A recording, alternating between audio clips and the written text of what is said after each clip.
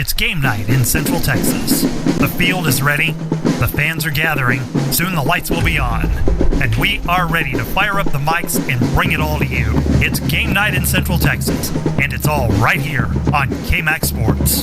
This is the KMAX Sports Network.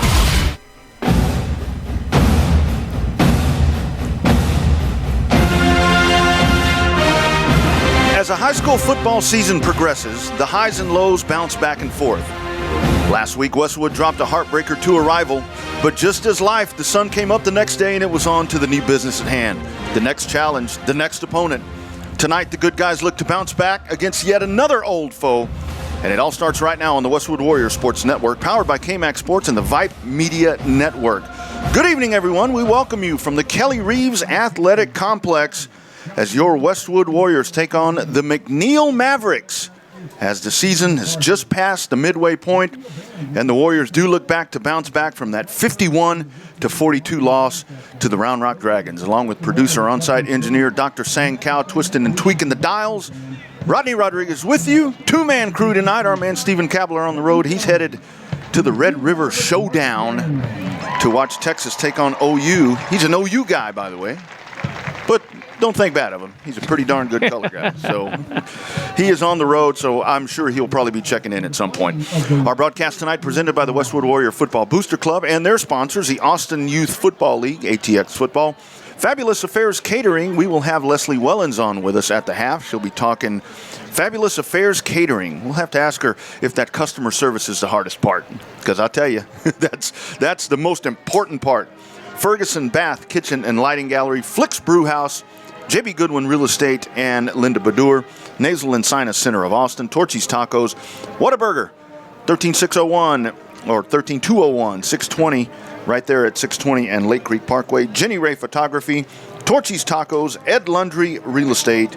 If you'd like to be one of those sponsors, warriorsports.org, the official website for Westwood football. And Dr. Sang, as we get ready to go here, you hate to bring up losses, but that football game last week, and it's something that we'll talk to Anthony here in just a little bit, we saw a lot of heart here out of this Westwood team. Absolutely. I mean, you're down 21 points in the fourth quarter, and you come back, you lose at 9 points down, or 8 points, but you got to give it to the special teams. 3 onside kicks, 3 onside recoveries. That's hard or not, that's difficult to do, and that's something to be proud of. Yeah, and Coach Wood will actually talk about hot, and I'm eyeballing the Mavericks down there in the field right now. That's my favorite part. Hopefully that one doesn't get out too much. I don't want him to be out, but I kind of want him to be out. So I'm in a dilemma at the moment. But you absolutely want to go away with a W at the end of the contest tonight. Of course, Coach Wood and his offense, he'll also talk about his high-powered offense. We've got, R.J. Martinez and these guys. Martinez has done a phenomenal job leading this offense, a sophomore quarterback. The running backs have been phenomenal with Mario Debs and Nate Anderson. Over on the other side for McNeil tonight, they've got some guys that can cause a lot of problems. One name we'll talk about a lot tonight is senior wide receiver / quarterback / running back, whatever you want to call it, Jordan Curley. We saw Ryan O'Keefe last week. Curley kind of in that same mold where he's a guy that they move him around, they put him in different places. And so Westwood had plenty of practice last week stopping a dual threat athlete. They get another one tonight. It's more, O'Keefe was more of a triple threat. I mean, he's also on the defensive side as well. Absolutely. But, you got to contain a mobile quarterback who can run, throw, catch, just all, jack of all trades out there. And with, last week's contest, it's great practice to see what the coaching staff can adjust to this week's contest. Absolutely. Taking a look at those district standings, 13-6A, Vandergrift on top at 3-0, Round Rock right behind them at 2-0. Oh, by the way, they play tonight, Dragon Stadium. We'll keep you up to date on that game and the rest of them with our Whataburger scoreboard throughout the night. Hendrickson, Cedar Ridge are at 2-1. Stony Point is at 1-1. Of course, Hendrickson beat Stony Point last night, as that was the KBVO big game of the week. This is where it gets interesting. So you've got those one-loss teams right there. Also in the mix with one loss is McNeil. They're 1-1. They've already had their bye week. Right below them is Westwood. 1 win and 2 losses in 13-6A. that's why we go back to this one tonight. Is just ever so important to win this one, just to keep those hopes alive, because you've got those teams up at the top, and it's going to be a battle for that fourth spot. We've talked about that throughout the season. Vista Ridge at 0-3, Leander at 0-3. One of them got to win tonight. They're playing each other. That's the beauty of the 0-3s, but you can't knock it. We've been there a couple years ago, so best of luck to those teams and all around the district as well. You betcha. As we said, Whataburger scoreboard throughout the night.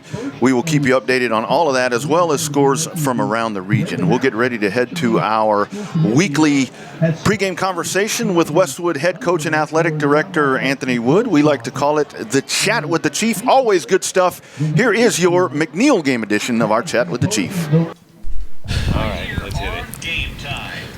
Westwood pregame show continues. It is our weekly Chat with the Chief. Head coach Anthony Wood, presented by the Westwood Football Booster Club, as the Warriors get ready to take on McNeil here at Kelly Reeves on a gorgeous Friday night. And Coach, we'll quickly look back at that rivalry game, the battle for the bell there. Then that was definitely a good one. Never any quit in your Westwood team. No, I thought the game was, it was pretty much even back and forth the majority of the game. I think we had a couple of critical errors at the wrong time that really cost us an opportunity to get ahead and possibly win the game. And so it's an unfortunate loss. It was one that we really needed and wanted, but you can't allow last week's loss to affect this week's game. And so we had to move on pretty quickly to get ready for this McNeil football team. We saw at the end of that ball game last week you guys perfectly executing onside kicks, and that actually brought us an email question at www.sportsnetwork@gmail.com. How often, or is it every practice, or the onside kick? That's a tough play. It's a very tough play, and you guys executed it really nicely last Friday night. It's all about we treat it like an offensive play. We scheme it. We try to figure out where the weaknesses are on during that part of our special teams, and our kicker sits there and works those kicks. Heck, they've got all practice, so they work on all kind of specialty kicks, and we give them certain areas that we're trying to target, and so to have them work, it still is a low percentage play, but when they work, they really do completely change the outcome of football games, and so we've been really pleased with our kickoff team and the way our kicker's been performing this season. To use a horse racing term, we're just past the midpoint pole, if you want to call it that. Your team here coming into the season, what are you most pleased with to this point? Where at the beginning of the season you thought there may be, weren't sure what you were going to get. So far, what are you extremely pleased with this bunch? I'm really pleased with our young kids. We've got quite a few young kids playing, and you wouldn't know it by watching the way they've been playing. Kids like R.J. Martinez and Nate Anderson and Robbie Jing and Daniel Vasquez and Jackson Metzger. Those kids are all sophomores, and to see how far along they've progressed and the things that they've been able to do at such a young age at the varsity level in this district where the competition is really good, it just makes me believe how bright our future is and the success that we've got an opportunity to have here throughout the rest of this season and for years to come. Absolutely. So you get one rival, and then here's the other one right behind it. You get your probably your two biggest rivals back to back. Your thoughts on McNeil? Always a fun game, entertaining, and this one here shaping up to be a pretty important one, and I think probably an exciting one by the time we're done. Well, I tell you what, Coach McMahon has got those guys doing really good. They've got a very potent offense. They do some things that are really good. They've got some talent out at wide receiver. The Curly kid reminds me of Cameron Thomas, who was able just to make plays all over the field whenever he wanted. And so we're going to have to do a good job on Curly, and we've got to stop their other outside receiver, number 9, and then they've got their running back, number 28, is really good, and their quarterback does a good job of dishing it. And the thing that makes it hard is they line that quarterback up about 7 yards deep, which makes it really hard for you to get to him in all their quick game stuff. So we're going to have to pick our spots where we got to get to the quarterback. But for the most part, we're going to have to cover some guys tonight, and we're going to have to get some good pressure with our four guys on our defensive line. But if things go the way I hope, then we'll leave the game happy. So it's October time, plenty of football left to be played, but we always ask your opinion. October baseball, it counts now. Who you got coming to this? Astros won a little bit earlier today, but it's going to be tough all the way around. I think you really got to go with the Astros until they get knocked off. But I tell you, the Red Sox, I think they're going to be. I would tend to guess that it'll be the Red Sox and the Astros. Playing there in the conference finals or divisional finals, whatever they call it now, and then on the national side, heck, I don't know. I don't have a clue. It can be any of them, but I'm anxious to see. I think it's going to be the Astros and Red Sox playing to see who goes to the World Series, and whoever wins that one will win it. Yeah, but Brewers scare me. The Brewers scare me, but we'll deal with that later. Yeah. But Coach, best wishes tonight. I know you'll have over here on the visitor side. How is this for you? It's a home game last week here and a visitor. I'm sure that doesn't affect you guys, but older guys like me, it's like, wait a minute, this is a little weird. It really, I look at every stadium, and since we don't have one that sits right outside our back door, they're all visiting stadiums, and we just show up and play. And so I really don't ever worry about home field advantage, being the visitor. This stadium is such a neutral stadium. Both sides are fairly equal in terms of facilities and stands and parking, and there is no home field advantage. And so it's just, and by this time of year, the sun will be down by the time we get started, so the sun's not an issue. It's just pretty simple. Just go out and play. Absolutely. Just win. Big W for win. Coach, best wishes, and hopefully we'll be celebrating one here at the end of this one. All right. Appreciate it. Thanks. Go Wood. Absolutely. Warrior pregame show continues in just a moment. There you go. Thoughts of head coach Anthony Wood. Really good stuff there. Talked about the onside kicks. Very nice facet. They did a heck of a job with that last week. 86 degrees here as we get ready to go. 79 by the time we're done as we are into fall. It's starting to feel like summer again. If you're visiting for Austin City Limits Festival, welcome to WWSN. The W. Don't know if you're listening to Paul McCartney. Hopefully you're listening to WWSN. Let's head down to the field for our national anthem.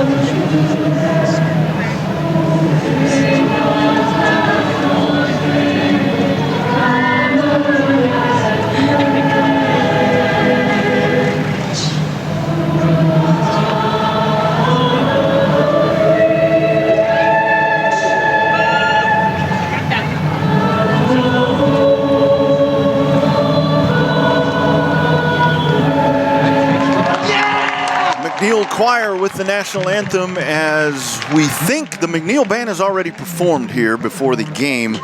This could be homecoming. We don't know for sure. I saw a lot of mums, and not saying moms. I'm saying mums out there. So it probably will be a homecoming event for the McNeil Mavericks. Absolutely. Don't forget tonight, speaking of events, parking lot party over at Westwood High School. That is at the conclusion of tonight's game. Come celebrate everything Westwood with the football team. Hopefully with a win, there's going to be there'll be food and a DJ there. It's right after the game. Thanks to Whataburger for giving burgers to the varsity players after the game. Man, I wonder if we Are go we stand varsity over there. players? I mean, Yeah. we're with the team, right? I'll go stand there and tell them I'm one of the hamburgers. Yeah. I want a hamburger. I want a hamburger. I am a hamburger, and I want a hamburger.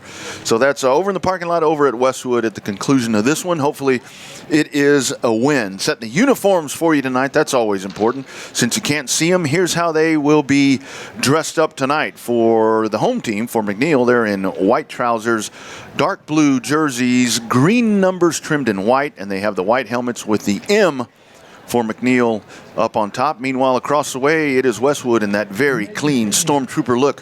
White trousers, white jerseys, burnt orange numerals trimmed in gray. The white helmets, burnt orange and silver feathers. W on the back for win. That's how they'll take it to the field here tonight in this huge rivalry game. Of course, Westwood, 1981, as Sang said, the second and third schools in Round Rock ISD. You can't really compete with 18, whatever we said last week. Yeah, I mean, when you say 18 as a year, you're like, that's a long time ago. It's like, okay, we'll give you that one. You're the oldest, but the city's named after them, so exactly. it can't go wrong with that. Exactly. 1981 for Westwood. A few years later, 1992, along came McNeil. So this is a rivalry game right here, too. The sights and sounds, always exciting. Nice following on both sides of the field, so it should be exciting. Put your seatbelt on and get ready for a very important 13-6A game as your Westwood Warriors take on the McNeil Mavericks right here on WWSN. The W.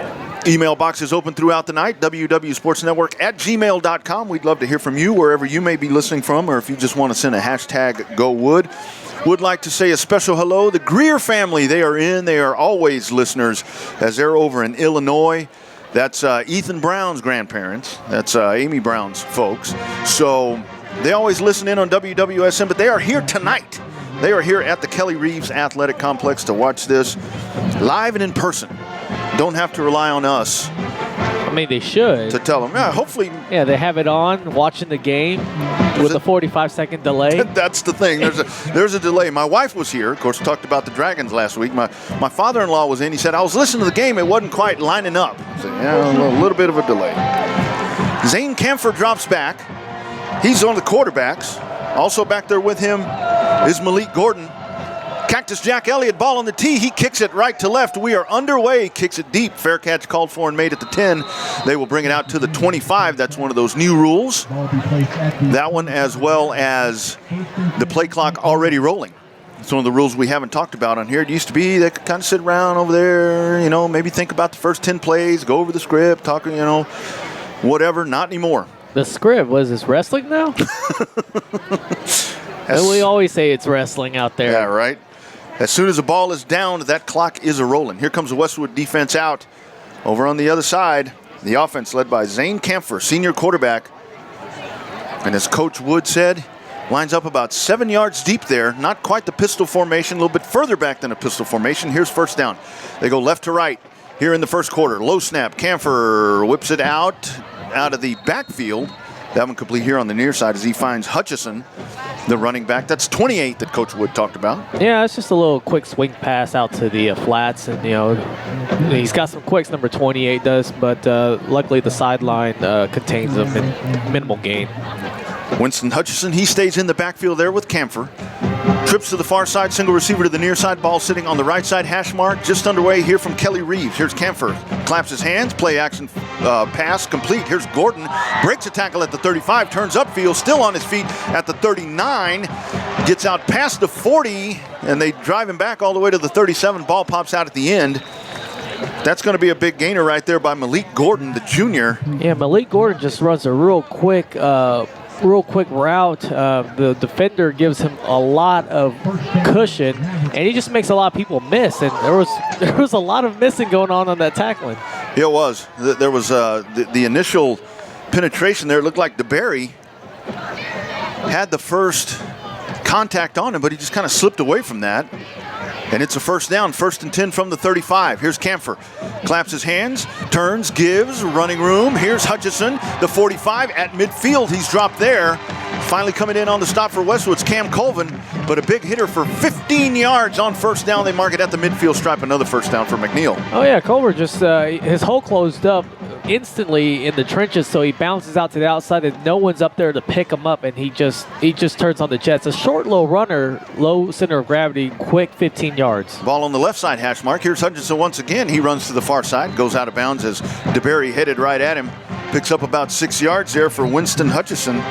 Flag Junior on the running play, back. yeah. Not sure whether the referee just kind of tossed a flag down with no gusto or anything. Holding call against McNeil. All right. Yeah, he knew the home crowd was going to be on him. And they marched this one back. So Hutchinson got to the outside and turned upfield. I think one of the hamburgers there along the left side was holding on to somebody. And they'll march this one all the way back. It's going to set up first down, and that looks like first down and 20. First and 20 from their own 40. Ball on the left side hash mark. They go left to right. Here's Camphor standing out of the gun. Hutchinson in the backfield. 2 receivers to each side. 3-step drop. Camphor, shovel pass. This one underneath. Hutchinson, midfield, 45, at the 40. Shifts directions, goes the other way, turns back against the grain all the way down to the 30, 25-yard line. Winston Hutchinson on the little shovel pass. Not really even a pass, just a toss. Oh, yeah. I mean, the linebackers all come in and converge, and the center of the field is wide open. I do see a little flag on about the 49-yard line. Yeah, looks like another holding call saying against McNeil. So back-to-back plays there as Hutchinson has gotten loose.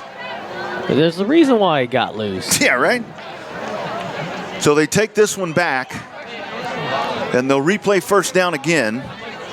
First down and 20 from the 40, 10:36 to go. So there's no adding on to that, or I think they declined it. They just declined it. They declined the penalty. They'll replay the down. So it stays first and 20. So McNeil needing to clean this up a little bit. They're dirtying up this drive. And now the ball right in the center of the field. Here's Camphor out of the gun.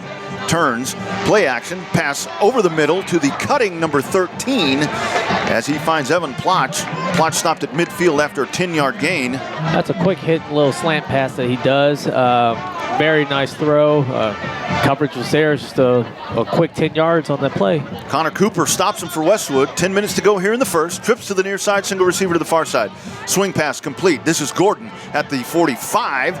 Gets to the 42 as he's drugged down from behind. DeBerry in on the stop. It's going to be about 2 yards shy of the first down.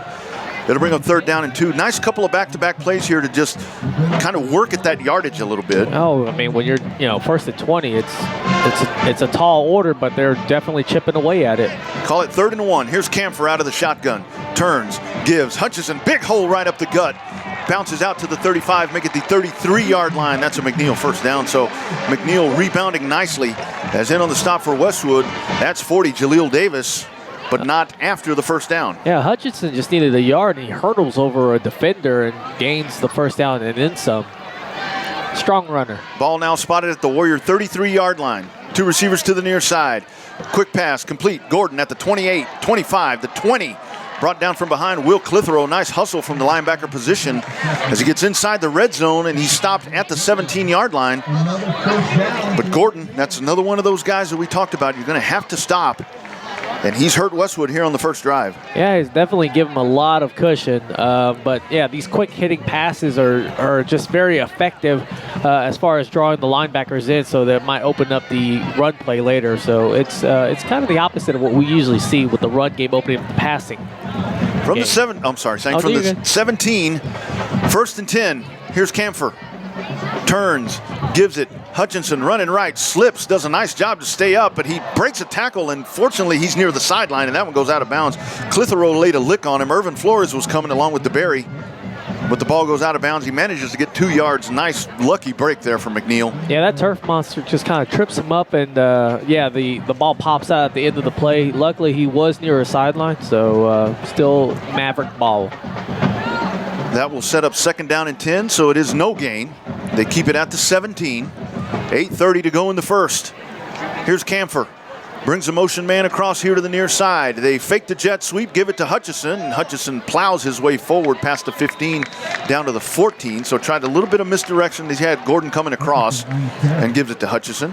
Yeah, what I like is the O-line or the defensive line did not bite on that. They just tried to contain the run game on that one.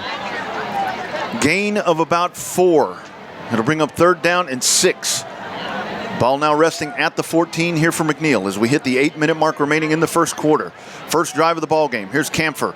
Play action fake. Hutchinson looked, flushed out of the pocket, brought down from behind. Nice job of coming in to finish off the play, sealing it off. Josh Shoup, the senior linebacker, drops Camphor.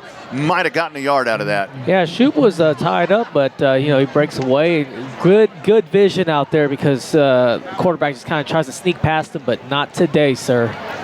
That will bring on the kicking team. Here is Zach Dickinson, the senior kicker, as he looks to get it started here for McNeil. 30-yard field goal attempt here on the first drive. It is in the Arboretum Crossing Shopping Center located on the northwest corner of 183 in Mopac. You can schedule your appointment today with a trained consultant for all of your plumbing, appliance, and lighting, remodel, and new construction needs. More information, showrooms.com, right there on the northwest corner of 183 and Mopac. Supporters of Warrior Football, warriorsports.org is your website. So getting ready to go. The return team makes their way out. Nate Anderson, Luca Mazzola, they stand back at the 10. Here with 7:17 to go in the first. Ball on the tee from the 40. This one kicked deep. Fair catch called for there by Anderson. Bring it out to the 25. We'll see a lot of that. See a lot of that these days. I mean, it's pretty generous fair catch rule. You're out to 35. That's not bad field position. That's one where I'd go stand back there. I mean, I don't know if I could catch it. I'd call fair catch every time.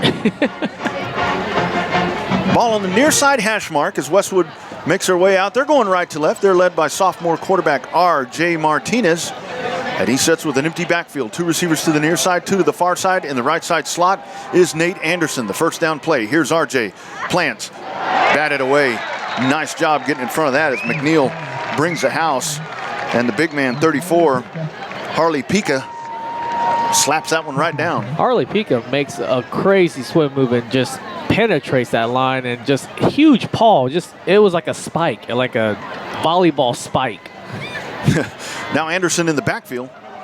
He stands to the left of Martinez. 2 to the far side, single receiver to the near side. Here's Anderson, takes the gives. Not a whole lot of running room. Tries to make some moves back there, trying to find somewhere to go. I think he's trying to hit the B gap, but there's just nothing there. Yeah, that hole closes up very quickly, and there's not much Anderson can do about it since they are packing some double meats up there in the defensive line. It's actually Jaden Wiegand in on the stop there for McNeil. And quickly 3rd down and 10. Here's Martinez. 2 receivers split to each side. In the right side slot is Anderson. Motion man across is Robbie Jing. Rolling right, looking. RJ's got the arm back ready to go. He's hit. The ball comes out. It's an incomplete pass. Martinez was trying to, we watched him do that all last week. It's not going to work this time as he's stuffed by Cody Davis. And it's 4th and 10. That was a very ill-advised move as far as just dumping the ball. Luckily, they didn't call that as a forward progress. Martinez took a shot too, and actually maybe they did because this is their penalty marker down around the 16, and they backed this up. 5-yard penalty, and here's Robbie Jing will come to punt it away. So 3 and out here for Westwood. Did not gain a yard on that first drive. Quick discussion here by the referees as they work to sort this one out. See Coach Wood out there giving them his 2 cents of what happened. Cap's still on. That's all right.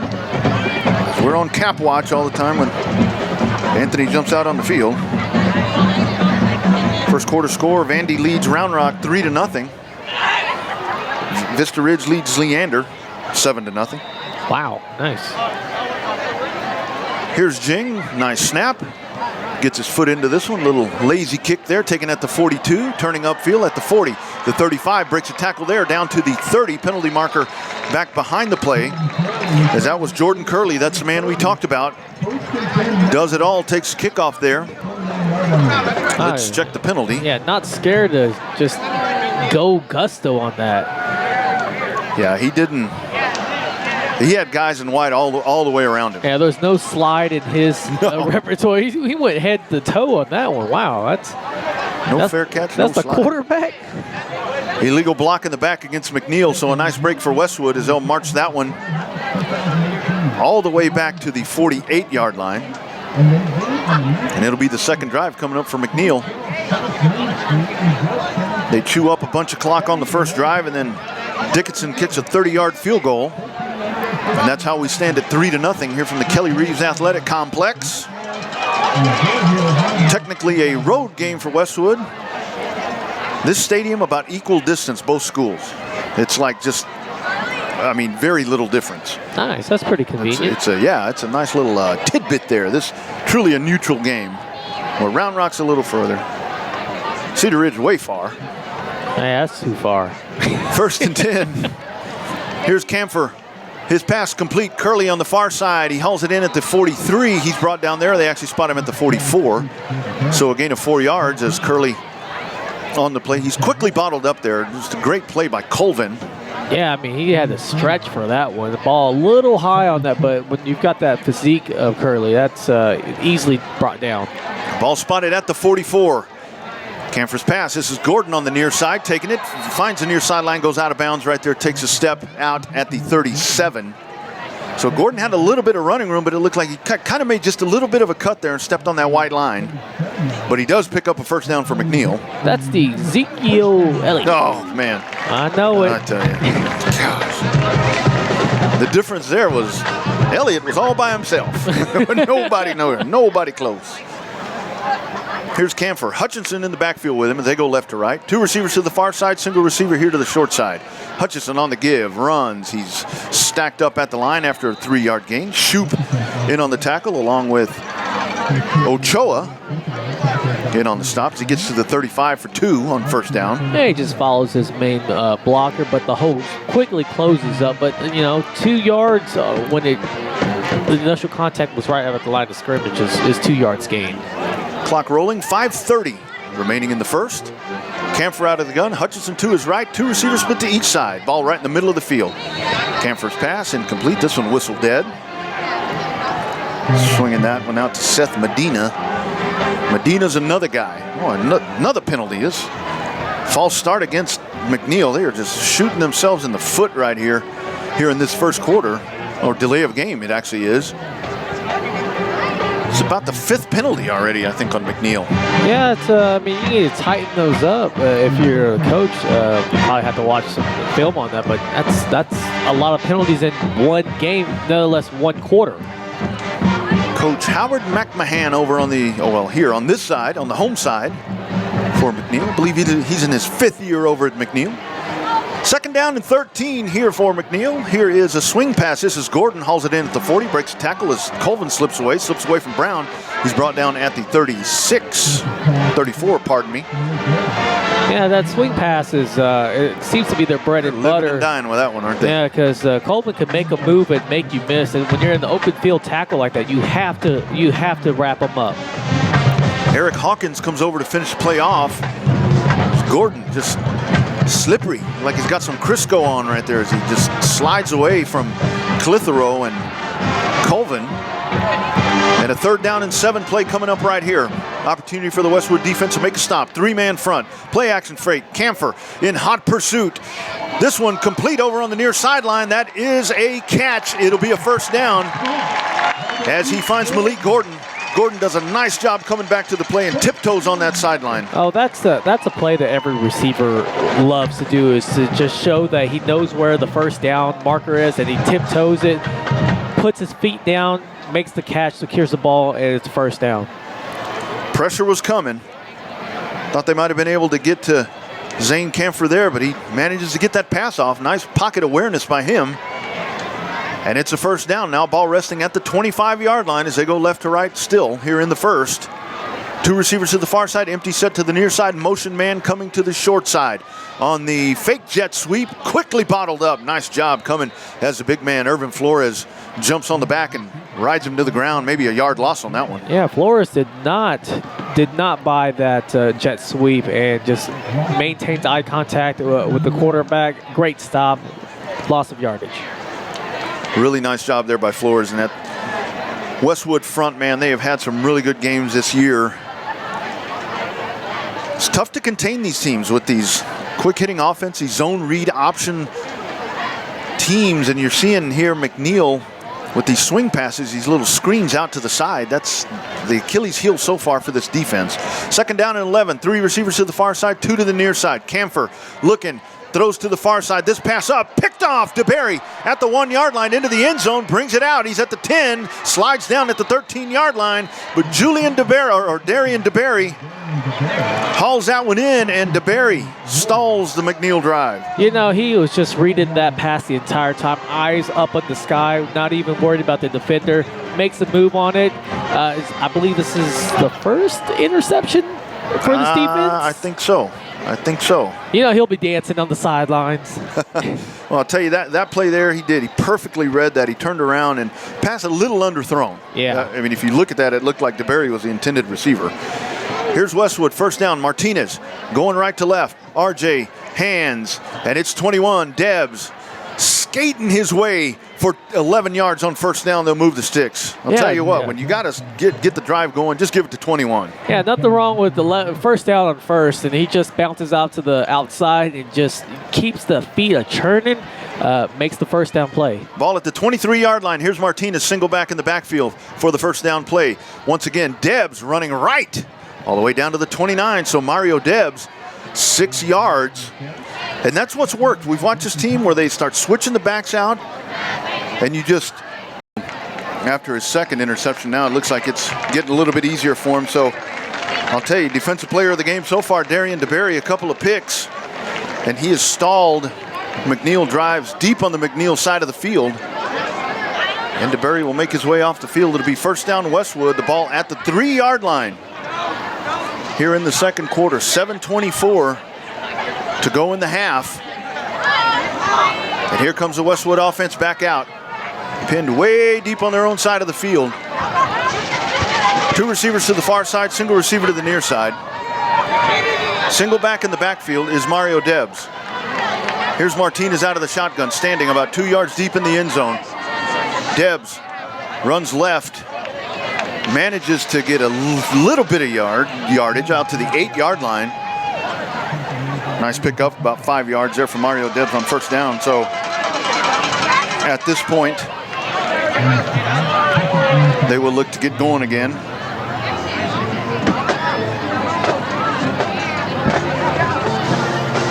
And here is a second down and 4 play.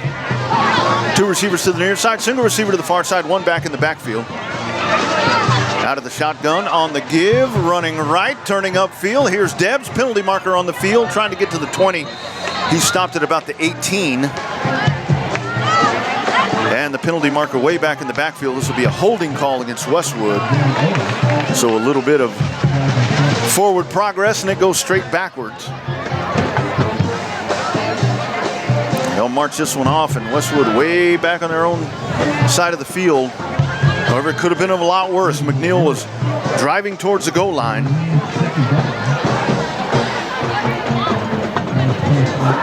And checking the down and distance now. Second down and 9 for the Westwood offense. Clock rolling. 6:38 to go here in the first half. Still a 3-0 ball game. McNeil out front. Here's Hegde to the near side. 2 receivers to the far side. Anderson stands in the backfield right at the goal line. Standing on the goal line, a high snap once again. Martinez will have to hurry. That one will be a safety. 5th high snap of the night. Last time Martinez got punished when he brought it down. This time he's not able to get to it. It's a McNeil safety. I'll tell you, they haven't had a problem with that all year. No, it's just... It was just a little bad communication on that snap. Yeah, you know, it kind of just puts a damper on that interception where they stopped the scoring drive. But 2 points is better than 6 points. So a 5-run lead here for McNeil, 5-0. I'll tell you, these rivalry games, you get crazy things happening. And that's just the nature of the beast right there, as we talked about. Couple of teams, you don't want to say that they're fighting for their playoff lives, but they're in positions right now where they really need to win this one. And boy, I tell you, it's a game of mistakes here so far. Flick's Brewhouse, located off I-835 in Round Rock, 2200 I-35. Special thanks. They hosted the varsity retreat. They were here in the booth with us last week. First Run Cinema and Brewery, Round Rock's only locally owned and operated movie theater. Floor-to-ceiling screens, superb Dolby sound, a real kitchen making real good food that the whole family will love at really good prices. It's all available from the comfort of your seat during the movie. Plus, Flicks is the only first-run cinema in the world with their own brewery, plus dozens of local and regional favorites. If you tried other theaters and wanted more, it's time to check out Flicks Brewhouse. You'll see why it's one of the fastest-growing theaters in the country. Get your tickets now and showtimes, flicksbrewhouse.com. Proud sponsor of Westwood football. As Westwood gets ready to free kick it away, standing back deep for McNeil. Evan Plotch back there along with, I believe that is Curley. Now, pardon me, that is actually Redding back deep. So here's a kick from Robbie Jing from the 30. Booms this one deep. Taken at the 29, looking for some running room out to the 40. Turns upfield at midfield. Running left, out of bounds. Nope, not quite out of bounds. Shifts back in. And pardon me, that's Seth Medina. Medina all the way to the 30, make it the 40-yard line. Boy, Medina just puts a stop on that run. On the dime, we thought he had run out of bounds, but he just stops like he had ABS brakes on. Didn't he? I'll tell you. Medina, that's the other guy. There's a lot of weapons on this team for McNeil. Really high-powered offense. Actually, the defense done a pretty good job tonight as well. I'm telling you, that's those rivalry games, man. It just brings out the best on both sides. So here's McNeil on the west side of the field, or on the Westwood side of the field. They go right to left. Camphor stands, two receivers to the far side. Motion man across coming to the near side. On the jet sweep, Curley tries to turn upfield. He's not. Big Damon Harris rides him down for 3-yard loss. Damon Harris just eyeballs him the entire time because this jet sweep with Curley in motion, it's going to be 90% a jet sweep and not a fake. And he just makes Curley pay for that, for receiving that ball. Curley stands here to the near side along with the tight end, Jake Buechler. Buechler will line up as a tight end. Two receivers over to the far side.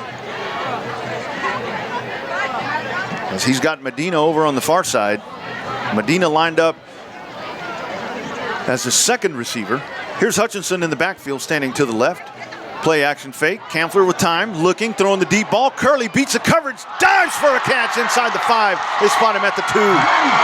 Gets ahead of Cam Colvin. Jordan Curley with a diving effort for a big hitter. That right there was just pure determination. The ball was thrown a little ahead of him, but Curley just maintains eye contact with the ball as it sails and makes just the perfect timed leaping grab. 40-yard reception. Camphor to Curley. And here's McNeil at the 2-yard line. First down. Camphor will take it himself. And he'll be stopped at the, nope, he's in. Touchdown. Zane Camphor calls his own number. Well, at that point, it's just a quarterback keeper where he just follows right behind center. In for a touchdown. Looks like they're going for an extra point. Here's Zach Dickinson on for the extra point. And there's the horse. Hey! Good snap, the hold, and that one is up and good. 4:58 to go here in the first half. New score. McNeil 13, Westwood nothing. Not able to capitalize off of that interception. We'll take a break and be right back. Warrior football will continue in just a moment.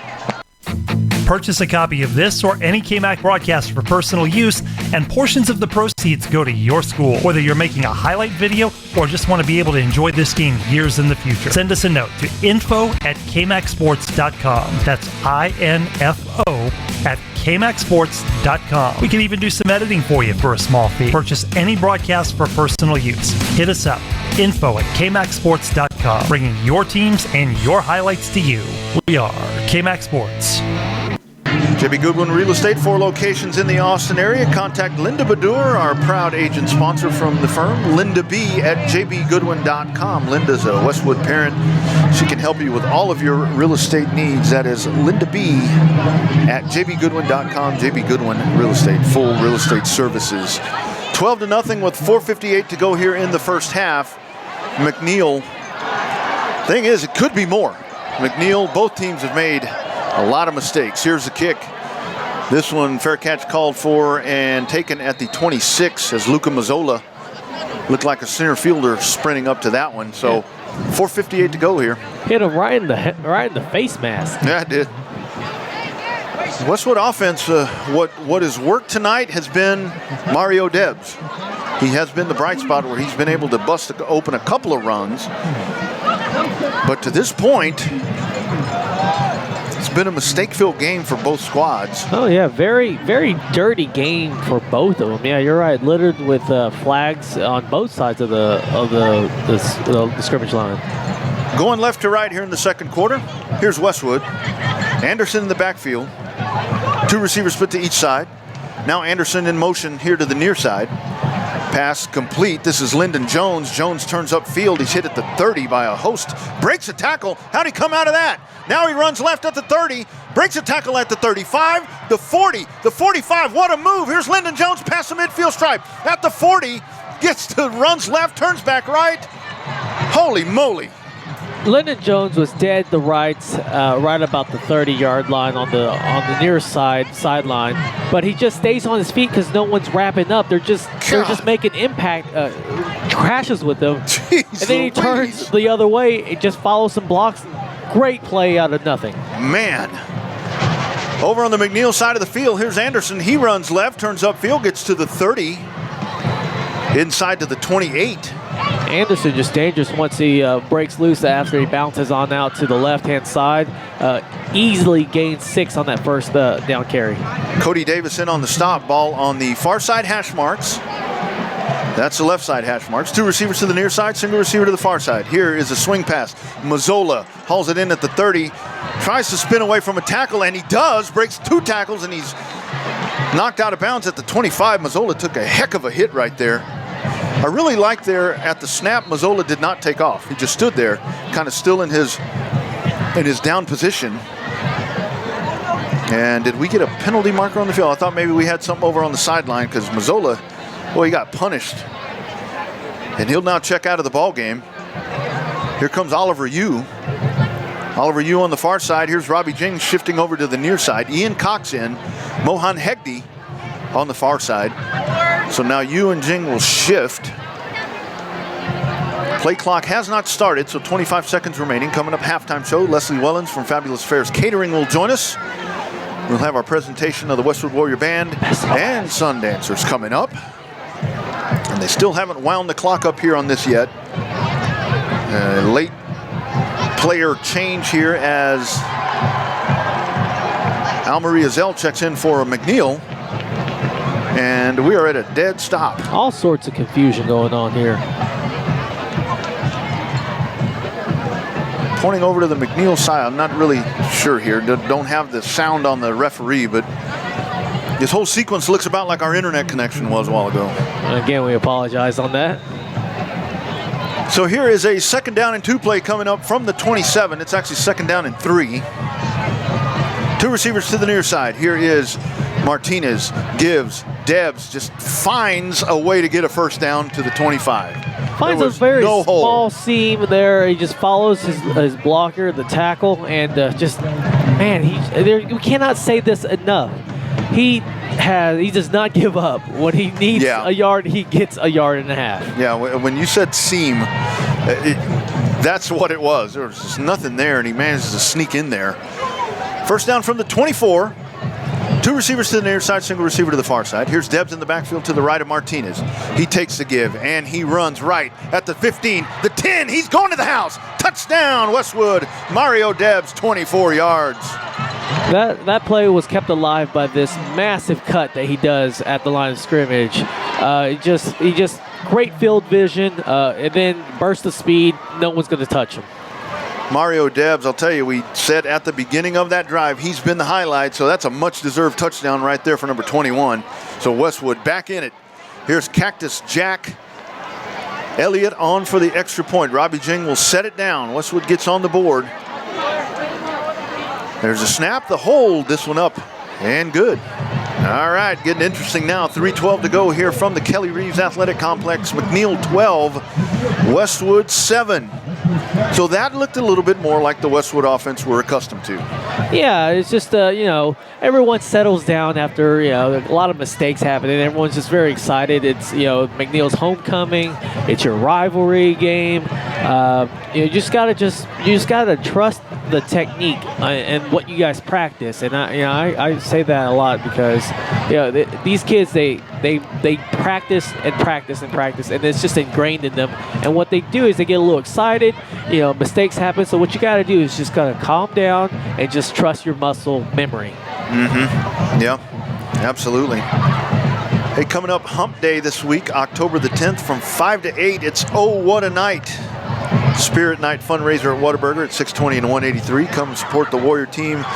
Enjoy a Whataburger meal. The first 100 dine-in guests get a special prize. You can also sign up for a chance to win free Whataburger for a year. 20% of the sales that night at our favorite Whataburger go to the Westwood Football Booster Club. So you can do a lot of good things right there. Get a good meal, help out some good folks. That is coming up Wednesday, October the 10th, 5 to 8 over at Whataburger. Good meal for a year. Man, I ain't got no problem with that. Yeah, that's breakfast, lunch, and dinner because they're open 24 hours. That's right. That is right. Blake Hinkie along with Seth Medina stand back at the 10 as Cactus Jack Elliott gets ready to punt it away. Here's we work towards halftime. Here's a kick. This one deep. And this one will be Hinkie at the 20, the 25, 30. Big seam up the middle. He's brought down by Tavon Owsley. Yeah, Hinkie, I think, just caught everyone off guard because once you catch the ball in the center of the field, you usually try to break either left or right. He just goes right up the gut, gains a quick, 15 yards on that. So the ball spotted at the McNeil 37 with 3:05 to go in the ball game, or in the first quarter. 30-yard field goal by Dickinson starts it off, then a McNeil safety. And Kampfler, a 2-yard plunge after a 40-yard diving effort from Curley. And here Debs with a 24-yard touchdown run. We stand at 12-7 as we work towards the half. They go right to left. Play action fake, swing pass. That's hauled in, covered nicely. And on the stop for Westwood. Yeah, that swing pass a little high on that, but again, these receivers are accustomed just not having the ball placed in the breadbasket and having to make a play on the ball because we've seen a lot of diving catches and they're very accustomed to that. 5-yard gain out to the 43 here with 2:37 to go in the half. Trips to the near side, single receiver to the far side. In the backfield is Hutchinson. And timeout called by Westwood. So pretty quick first half. And that's even with all the stoppages for penalties. That has been the story of the night tonight for McNeil. A couple of interceptions by DeBerry. Penalties that have really hurt their drives. Meanwhile, on the other side for Westwood, it looked like the Warriors just couldn't get a drive started, and then they go right down the field. Hot and cold, but you know what? Always interesting to see what coach has during his halftime. I would love to hear what he says because the adjustments that he makes at the half are just night and day. So very interesting to see how he keeps the players, the heads in the game. 13-6A scoreboard here as we work towards halftime. Boy, that game over at Dragon Stadium, 2:58 to go in the first half. Vandy 17, Round Rock 10. A lot of offense there. A lot of offense over at the Somebody's Gonna Win tonight. Vista leads Leander 28-21 as they're about halfway through the second quarter. Second down and 4 from the 43. Here's Kampfer. Play action fake, complete over the middle at the 48 at midfield. Breaking a tackle. Boy, I'll tell you, these guys are elusive as that's Malik Gordon. All the way down to the 47. Looked like in on the stop was DeBerry. I believe DeBerry back in the ball game over on the far side. Yeah, that is DeBerry. So good to see him back out. So Camphor with a really nice job there as he really sells the play action nicely. Here's Winston Hutchison in the backfield once again. For a first down and 10 play. Hutchison running straight up the field. Breaks a tackle at the line of scrimmage. The 30, the 25. One man to beat at the 10 into the end zone. Touchdown. 47 yards. Winston Hutchison. That was a nice run. Great blocking. The hole opens it right up for him, and he just slips right on through. No one really puts a hand on him, and he just kind of, he worked on that one, but it was effortless. So they tack another one on. So here's Dickinson. Snap a little high. That one is up and good.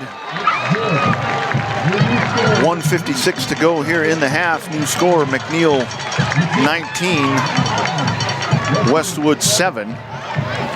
So the thing about this is, even with Westwood trailing right now, it's a 2-score ball game, but if Westwood can get this ball or can get themselves into the end zone here before the end of the half, convert an extra point, you're at 19-14. Oh yeah, and this is what you do as a coach. You practice a 2-minute drill just for these reasons. You're going to have the offense out there. You got a timeout in your back pocket in case you do have to use it.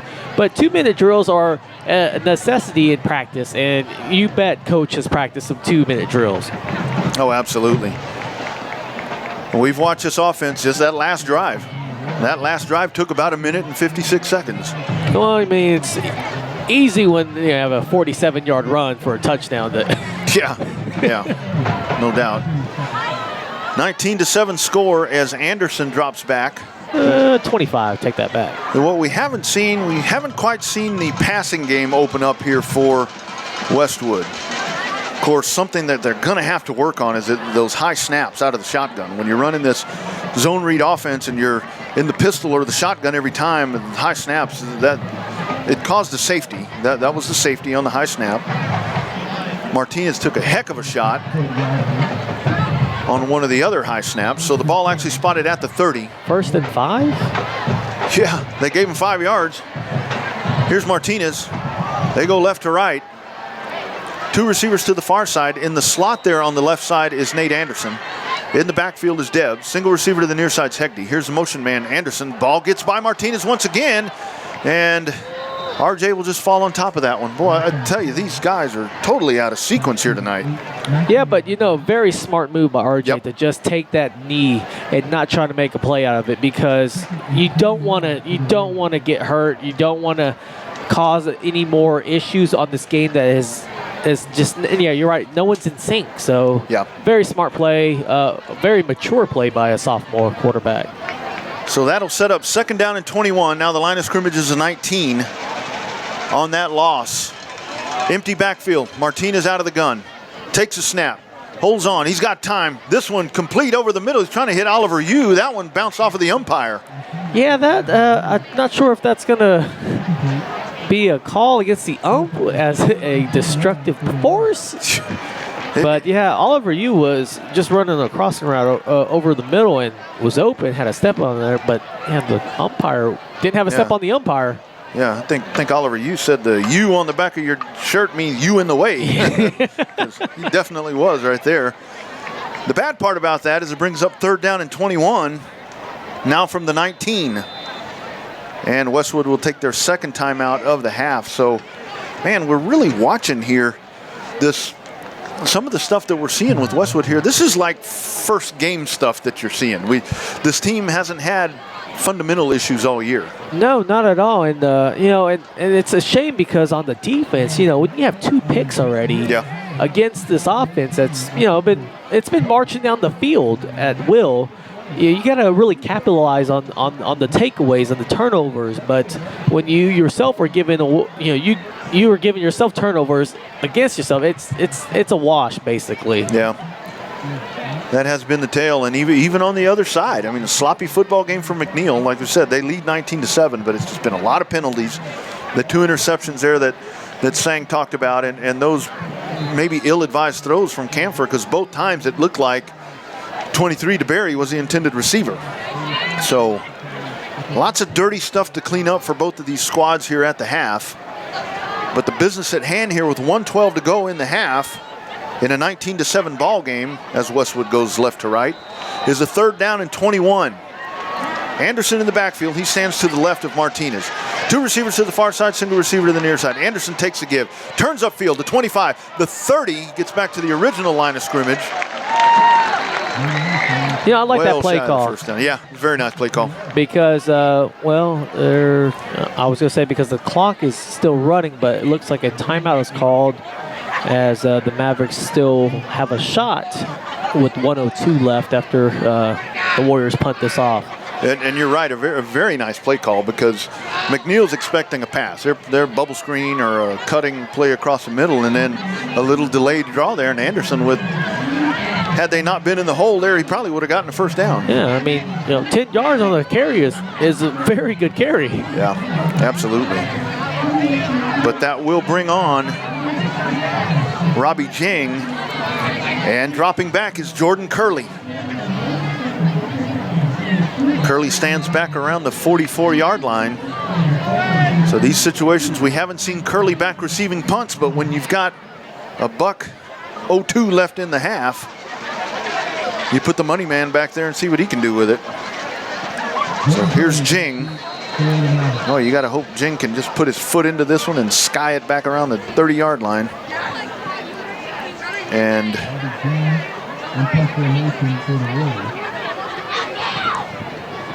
not really sure what that call was. Penalty marker way back around Curley. They're marching this one off against McNeil. And it cuts it down to 4th and 5. You have to wonder if Coach Wood ain't going to trot the offense back on. Pinned a little too far back. Robbie Jing, he's a quarterback in his own right. That's right. We saw a fake last week. Snap a little low. Here's Robbie able to get this one off. Boy, a little line drive, but I really like what he does there. He kicks it away from Curley. I don't know if he meant to do that.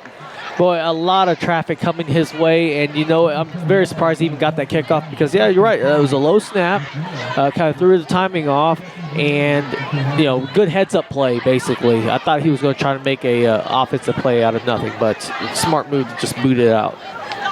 So the ball spotted at the McNeil 38. And actually got word a while ago. We talked about Fabulous Affairs Catering. Leslie Wellens, she actually will not be able to join us here this evening. So we'll hope to have her on a little bit later on in the season. So we'll have our usual halftime show. Maybe a little bonus coverage with McNeil. 1st and 10 from the 38. That snap a little high. Here's Hutchinson, not able to get away from Vicente Ochoa.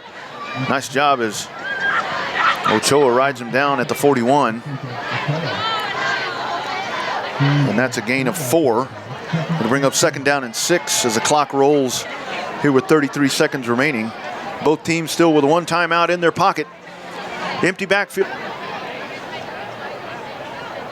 As well as Mitchell. So 20 seconds remaining.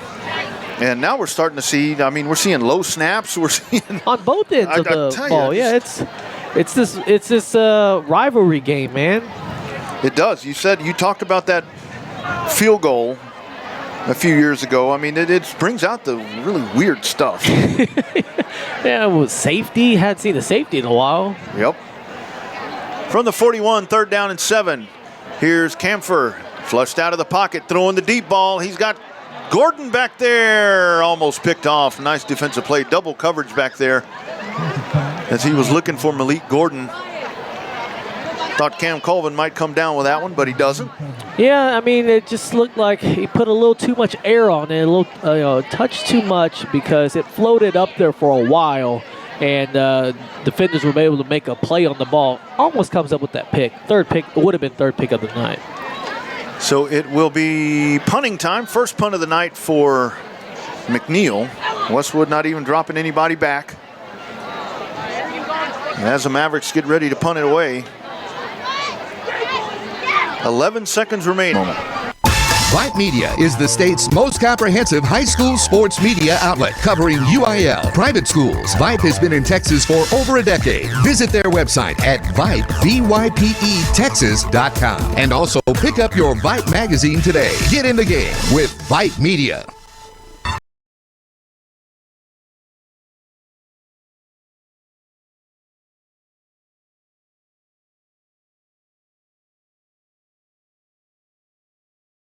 Athletic Complex.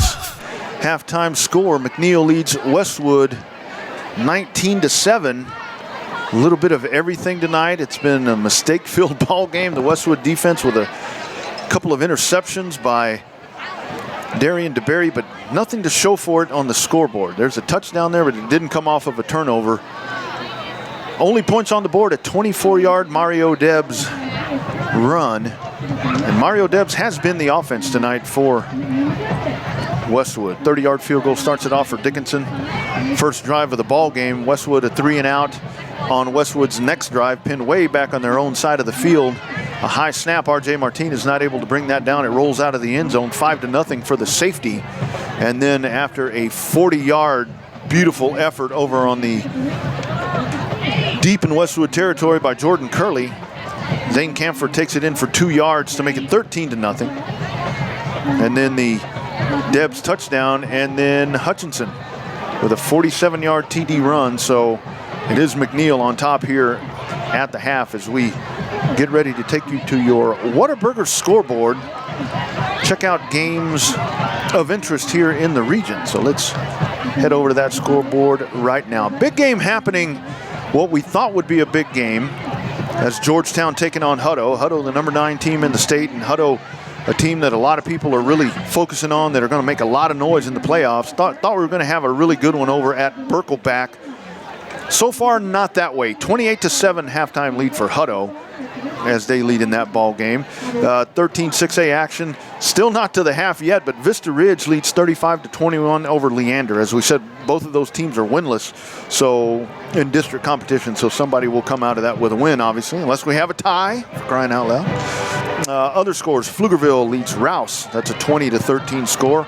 At the half in the big game tonight over at Dragon Stadium in 13-6A, Vandegrift, who's at the top of the heap at 3-0, Round Rock at 2-0. That's a 17-10 lead for Vandy over Round Rock in that one.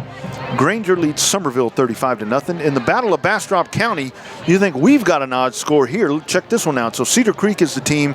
Cedar Creek the new score. Bastrop the one that's been around forever, kind of like Round Rock is around here. 10 minutes to go in the second quarter in that game. Cedar Creek leads by a score of 6-2. Oh. 6-2. I tell you, 4 runs back there.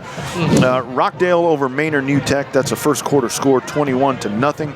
Coppers Cove leads Waco High. That's 28-0. Marble Falls trails Elgin, 28-13. Lake Travis in the first quarter leads Lehman, 29-0. Dripping Springs over McCallum in the second quarter, 13-7. Temple 20, Belton 14. That's a first quarter score. Hayes Rebels trying to stay undefeated there in 25-6A, well, for the season, and keep pace with Westlake and Lake Travis. They've got Aikens tonight. They lead 14-7 in the second quarter. Florence leads Chilton. That's 16-14 the score there. Thorndale 12, Holland 7. A little bit further east, Lexington trails Shiner. That's a 14-7 ball game. Shoemaker leads Killeen 14-6. And the other score reporting at this point, Seguin, the Matadors, lead Crockett. That score there is a 21-0 ball game. In action last night, had some pretty good games last night, as in the Battle of the New Schools, the Expansion Bowl, as Craig Way called it a little earlier in the week, Glenn over Weiss. That was 36-6. Killeen Ellison over Harker Heights, 37-13. Good one over. Kids could be a little too pumped up about the game, and fundamentals are just out the window at the moment, kind of like that high snap. But on both sides of the ball, you've seen lows and highs on the snaps, and then just a very sloppy game as far as holds and penalties and whatnots.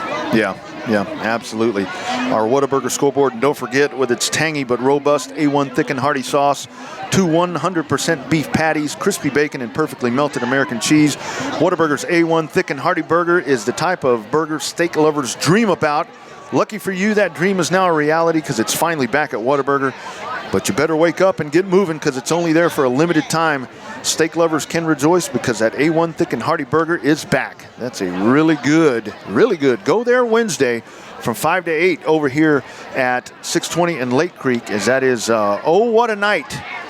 20% of the proceeds will go to the Westwood Football Booster Club. Finally, to wrap up that Whataburger scoreboard, some Major League Baseball scores. Houston Astros win Game 1 of the ALDS with Cleveland. They win 7-2 in an early ball game. They lead that series 1-0. Milwaukee, after that huge extra inning affair last night, they win 4-0 over Colorado. They lead that series 2-0. And in the big battle, the marquee battle, Boston in the middle of the 5th, they lead New York 5-0. That is Game 1 of that series. A little bit later on, you will have the Atlanta Braves taking on the Dodgers. The Dodgers lead that series 1-0. So McNeil has done their thing out on the field. It looks like the Westwood Warrior Band is getting ready to make their way out. They are set up. We'll get ready to head down to the field for our weekly performance of the Warrior Band and Sundancers.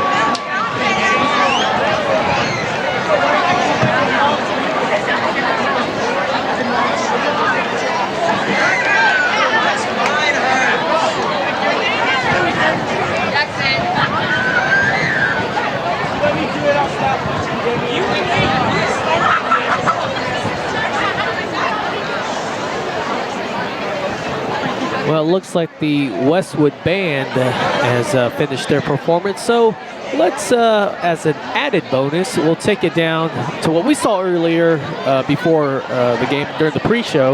We saw the Maverick Band out there. So here is some added coverage.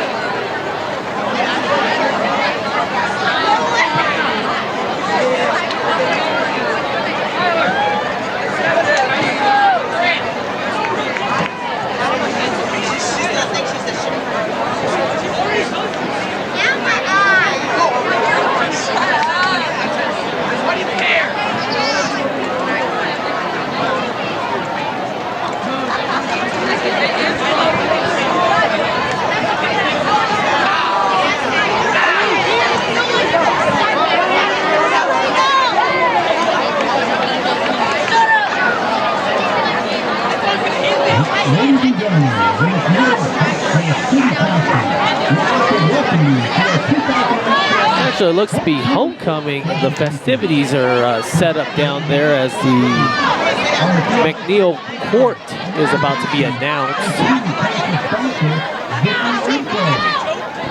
I think we can bring this up every year is, you know, homecoming, just a special time for these seniors because, you know, you're out there with your friends and family. You're representing your club, which is always cool because they nominated you to be the representative. And so, I'll tell you what's weird though, saying is, so my youngest, the Dragonette from last week, so it's homecoming tonight for Round Rock as well. They get Vandy. Well, so do we for homecoming. But so homecoming's tonight, but like the homecoming dance was last Saturday. yeah, how does that work out? I don't. Same thing at Hayes. I heard one of the guys, Aaron Hogan, on the horn. I heard him talking. His son goes to Hayes, and they had the dance last Saturday, and homecoming's tonight. Yeah, because at the dance, you know, don't you have the homecoming king and queen dance? I seem to remember that they used to do that, but I don't know. That's different. Yeah, that was you know, we come from, I believe, I'm a 4A school. Yeah, we do come from the country, so it's, people may be listening and they're saying, "Oh, we've done like that forever around here." I'm coastal country over here. Yeah. So yeah, that's news to me that the dance is done.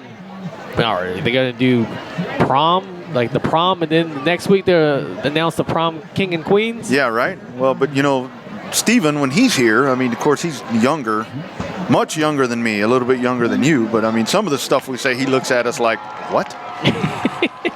so you know, maybe, I guess maybe it's normal. I reckon.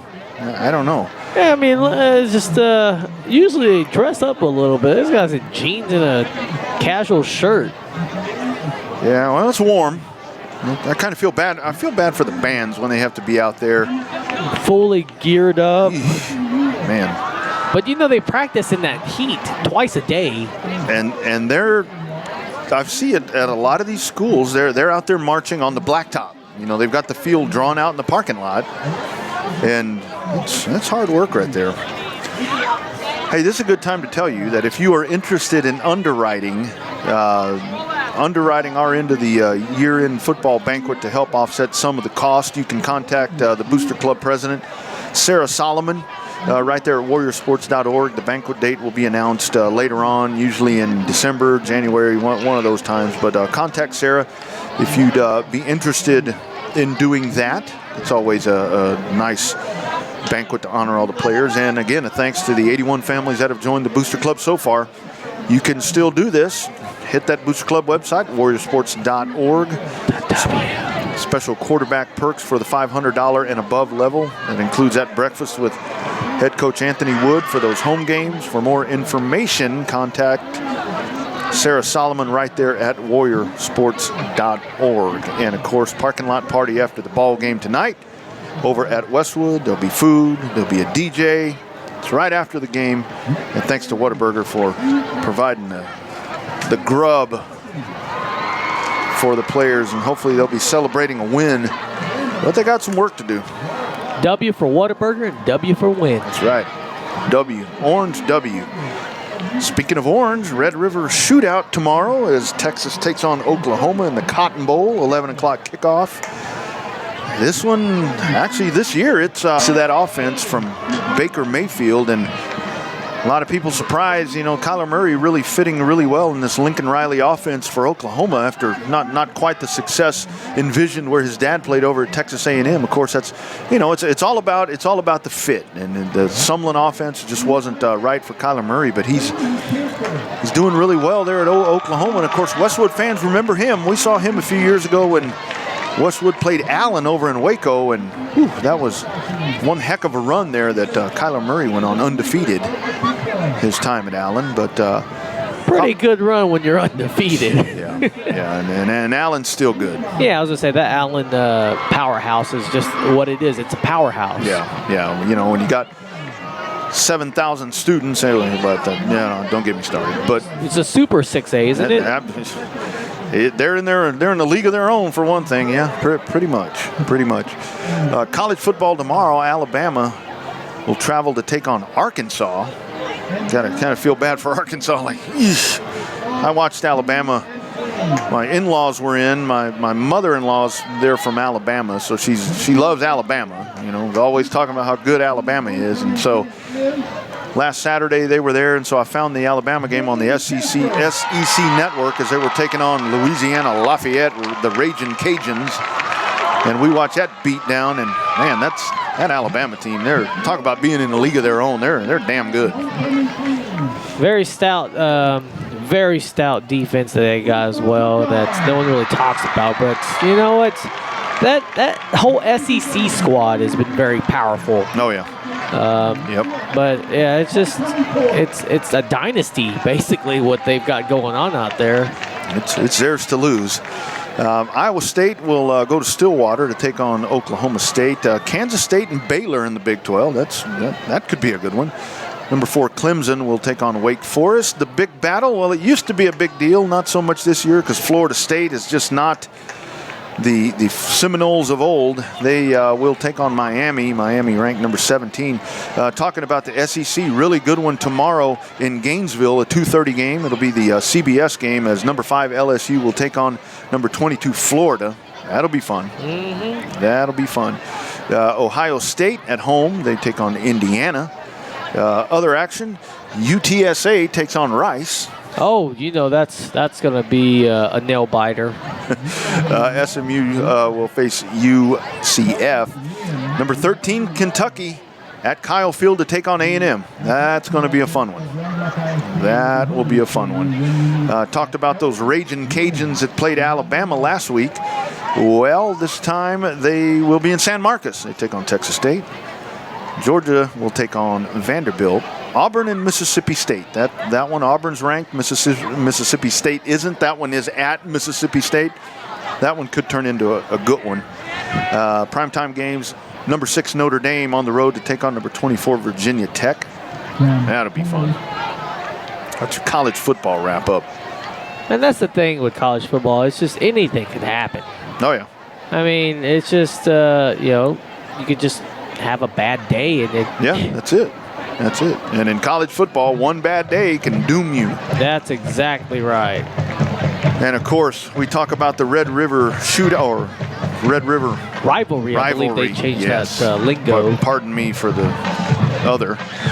But, I mean, you got a big game Sunday night, national TV, NRG Stadium. The Dallas Cowboys on the road to take on the Houston Texans. Oh, yeah, someone's going to win.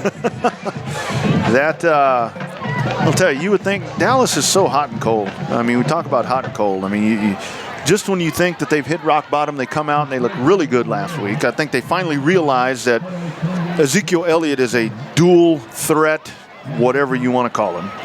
And, just a phenomenal game. And it opens up a lot of different avenues for Dak Prescott when you get 21 involved the way that they did last week. And, Prescott threw for 260, and that's unheard of.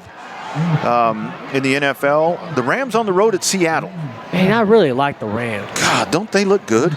They really, not only do they look, I love the white in the horns. It just makes it so much more modern. I told my wife that. She's like, yeah, it's a modern look. I said, no, you don't understand when they were gold. And it was. Yeah.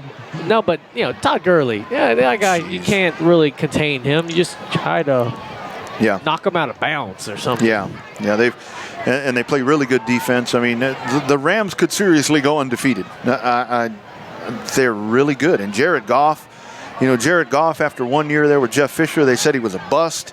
And, I don't think so. Not anymore. Yeah, it's just the offense wasn't set to him, and he found his fit. Yep.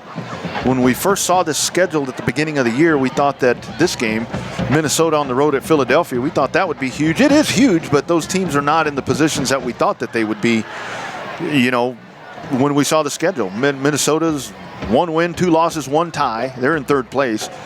The Eagles, the Super Bowl champions, they're 2-2. So that game there, important. Green Bay on the road at Denver. Baltimore at Cleveland.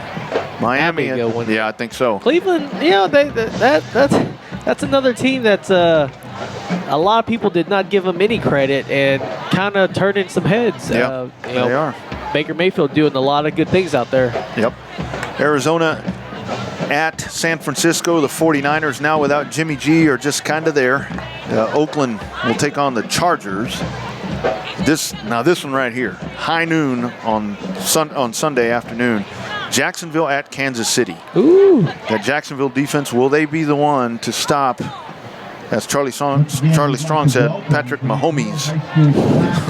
Patrick Mahomes. That guy has got the NFL set on fire. But as I always say, there's tape. There's film now, so let's see what happens. Denver will take on the Jets. Tennessee at Buffalo. Atlanta at Pittsburgh. The Giants at Carolina.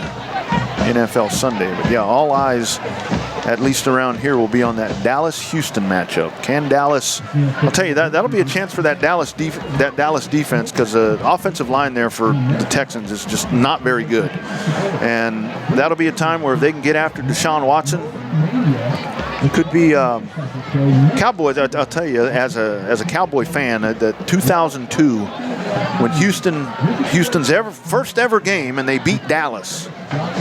That one has, I think it's really made me not be a Texans fan.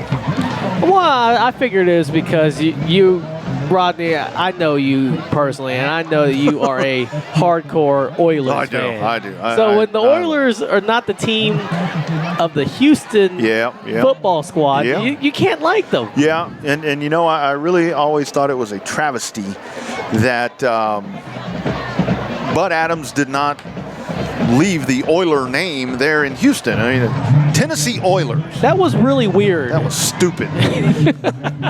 But yes, as you know, I mean, you've been in my house there. I got that old Oiler helmet. Always a Cowboy fan. I mean, Cowboys are my team, but man, I had 1A and 1B back when I grew up. And Earl Campbell, Dan Pastorini, that never could get past Pittsburgh. That was way before you were born. But man. Yeah, Texans. I've never gotten on board with them. I don't know why. Even I remember one game when they were in the playoffs one year. I'm like, okay, I'm going to be a Texans fan today. I got all excited, and they were losing 30-0 at the half. I was like, well, there you go. That's why I don't like the Texans. I hear a common denominator. Maybe just don't like a team and they'll be good. Yeah, right.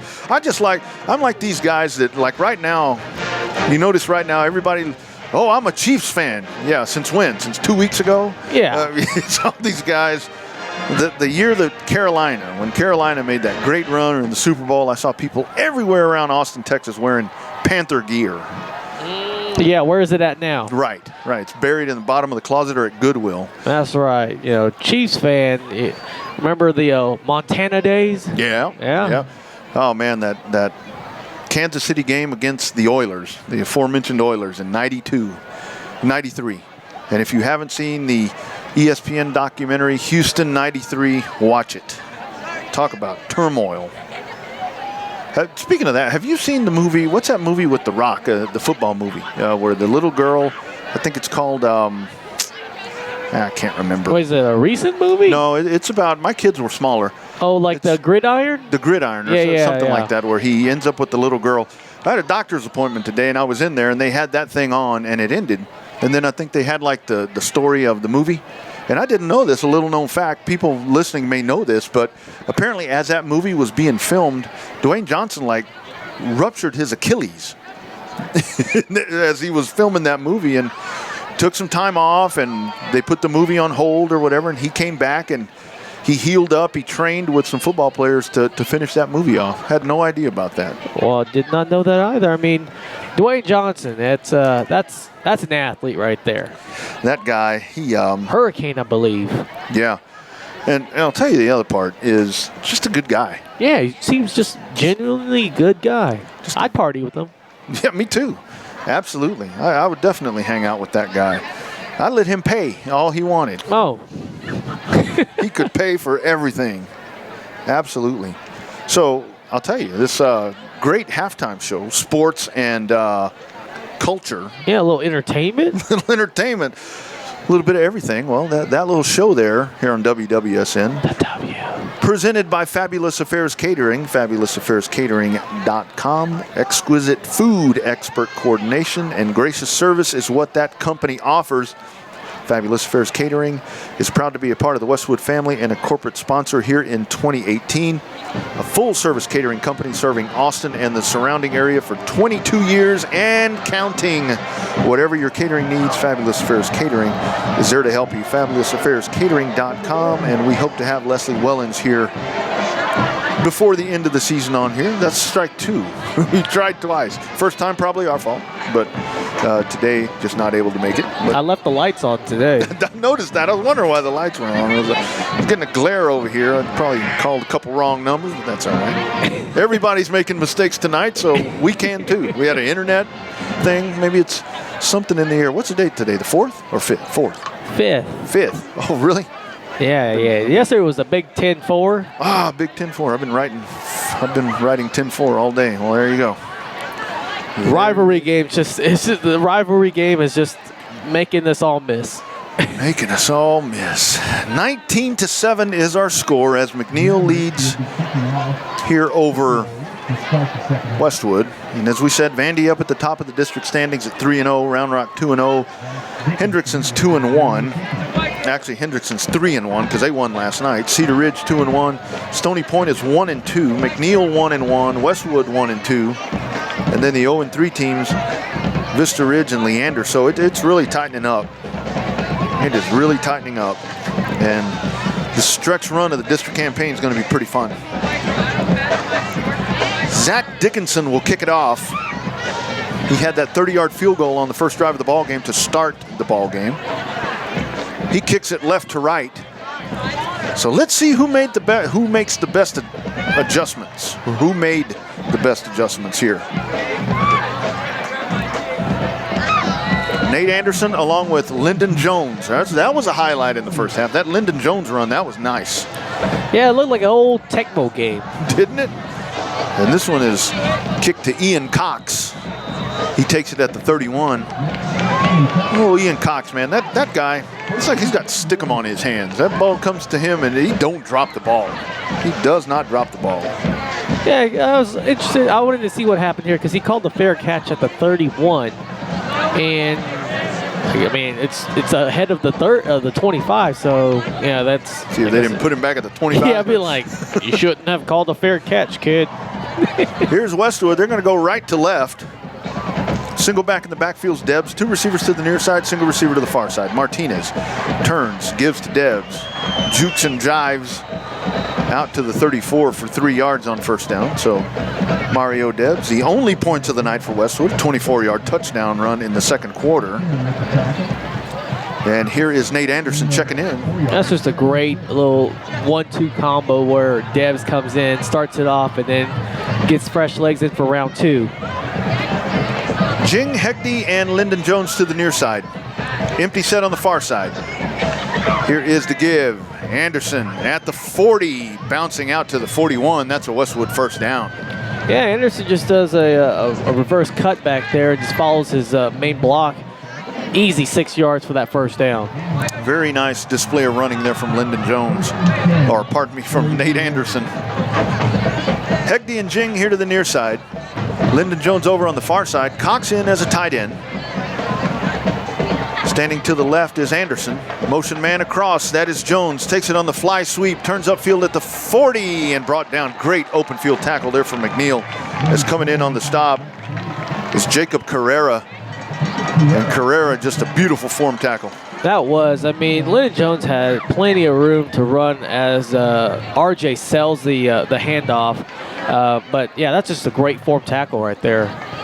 Clock rolling, 10:40 remaining here in the third quarter in a 19-7 contest. Third down and 8, second down and 8, pardon me, here for Westwood. Two receivers to the far side, Martinez on the give. Anderson at the 45 all the way down to the 48. He'll be about 3 yards short of the first down.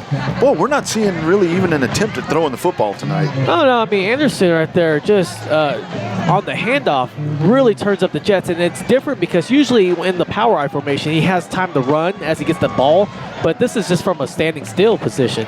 Third down, going to call his own number. Martinez, he's hit at the line of scrimmage, still driving, gets to midfield. He's going to be a yard shy. As the charge led by Jason Powell, the junior defensive back, coming all the way up to make the play.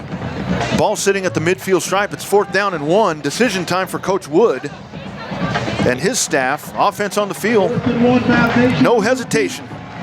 Two receivers set to the far side. Jones or Anderson in the backfield with Martinez. Going to give it to Anderson with a shove from his quarterback. He picks up the first down all the way out to the 45. Gotta like that. I love how RJ gave him a nice shove, pushed him. Jump in there and get it.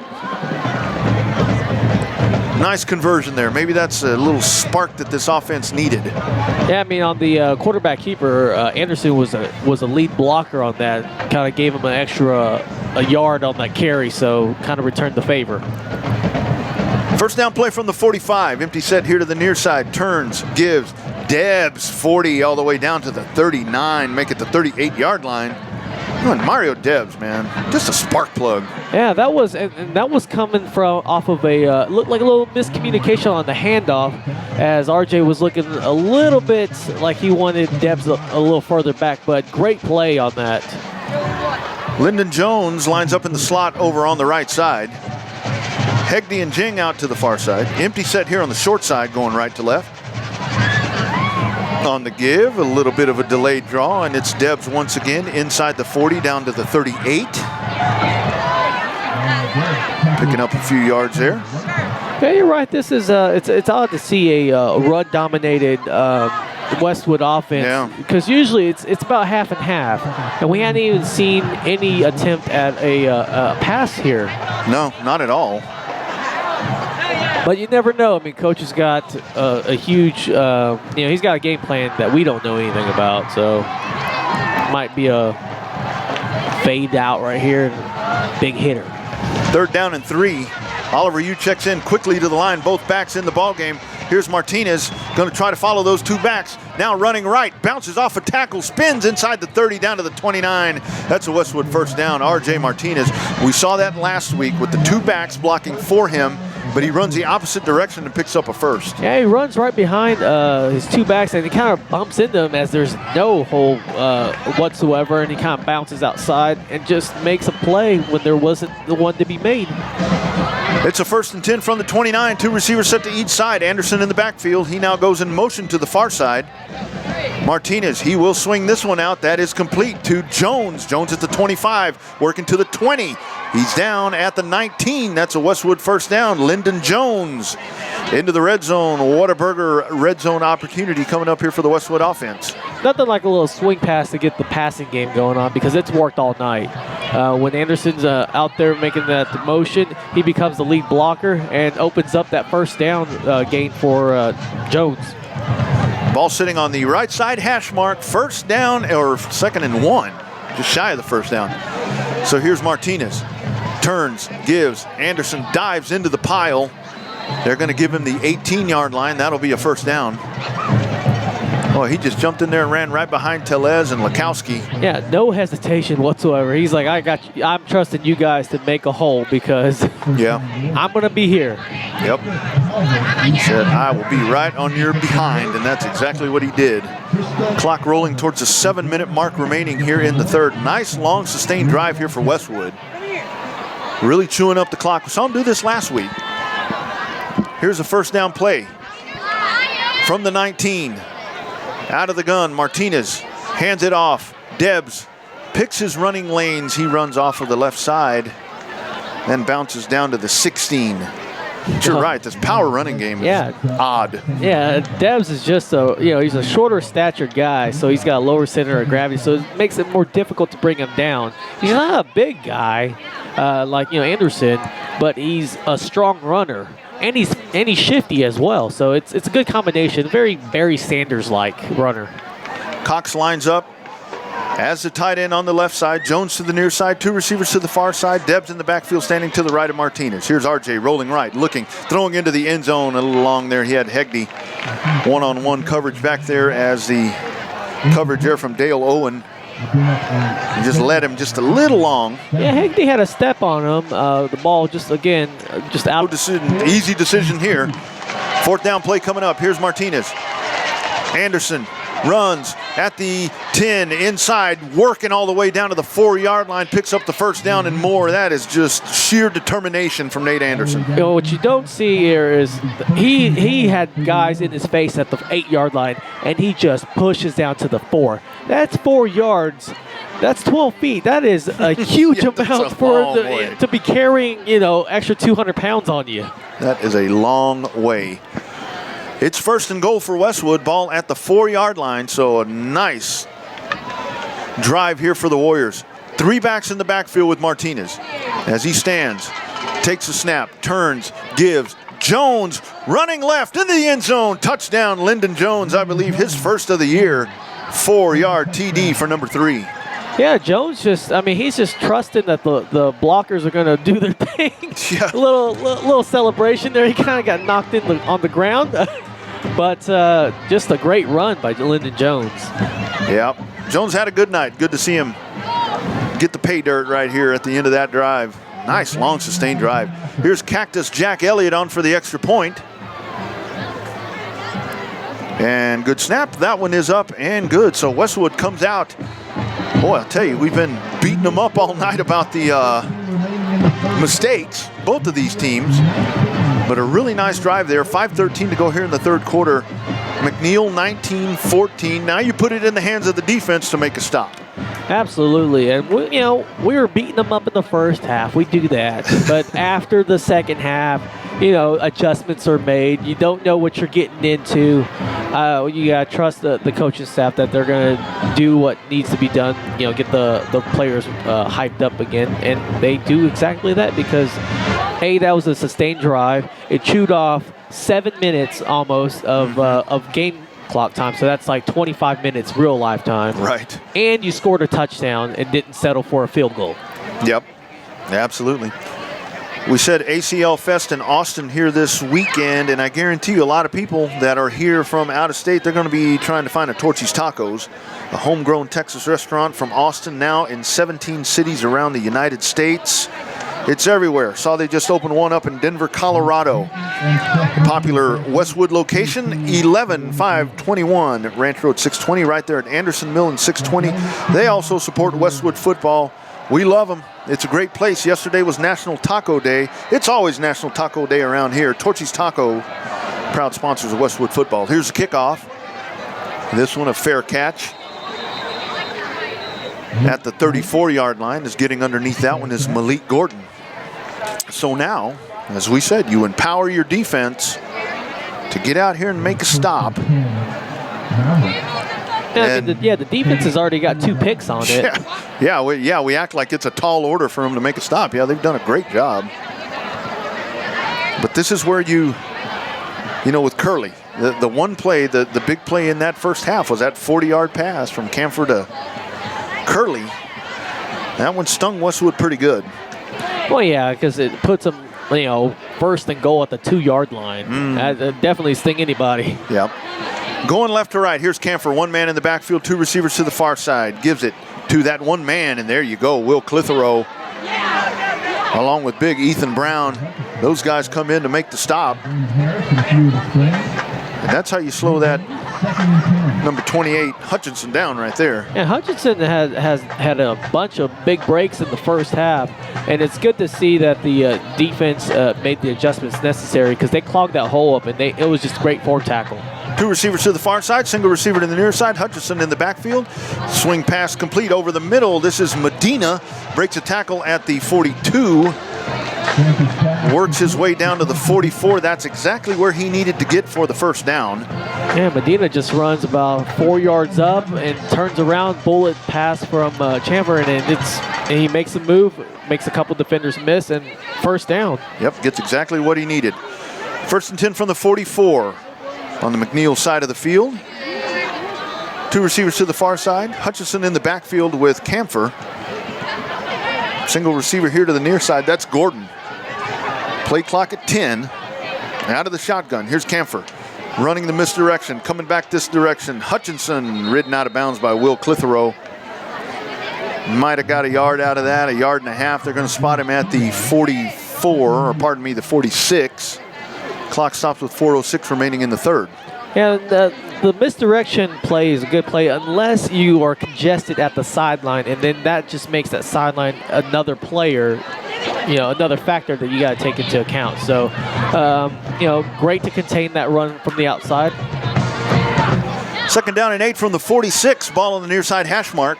Motion man across. They hand it off on the jet sweep, and now nothing doing.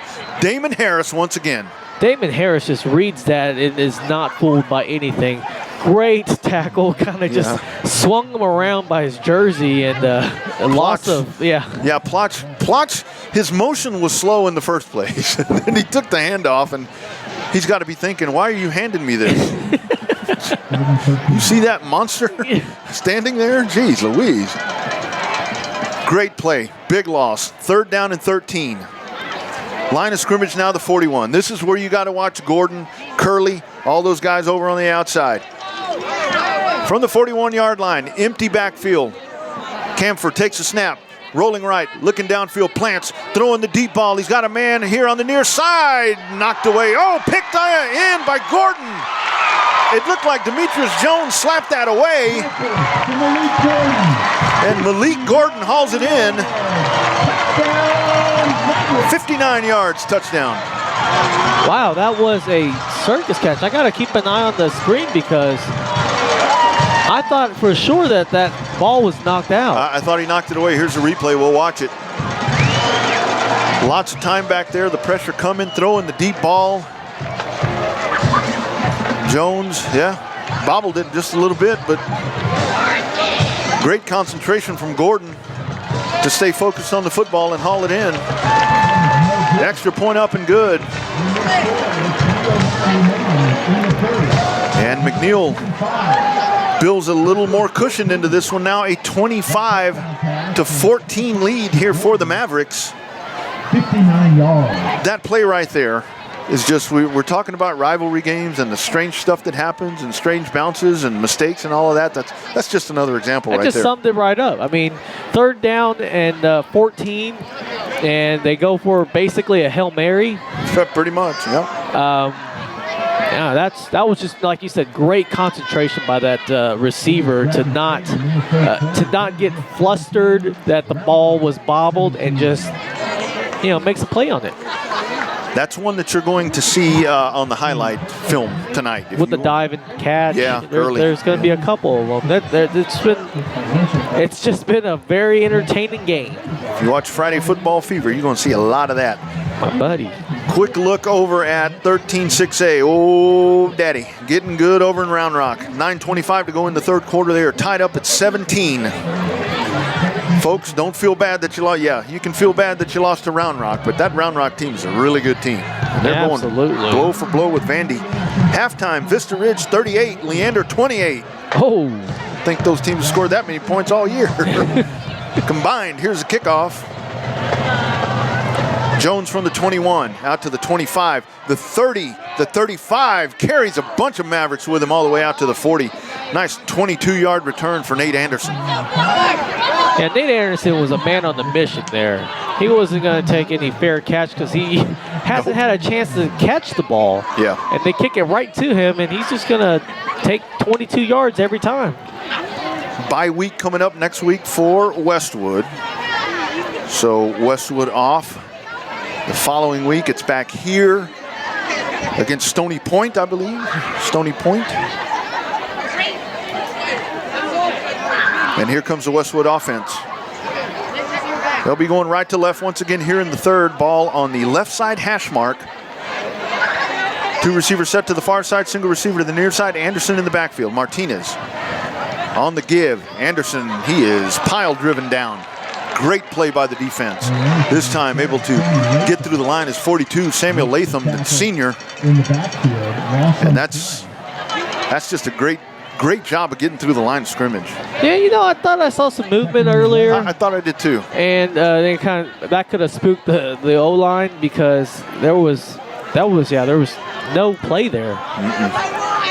1 yard loss. Second down and 11 from the 39. Here's Martinez with 2 to the far side and a single receiver to the near side. RJ out of the gun, rolling right, looking, nothing there. Throws complete at the 45 to a falling out of bounds Robbie Jing. Nice job to get some yardage.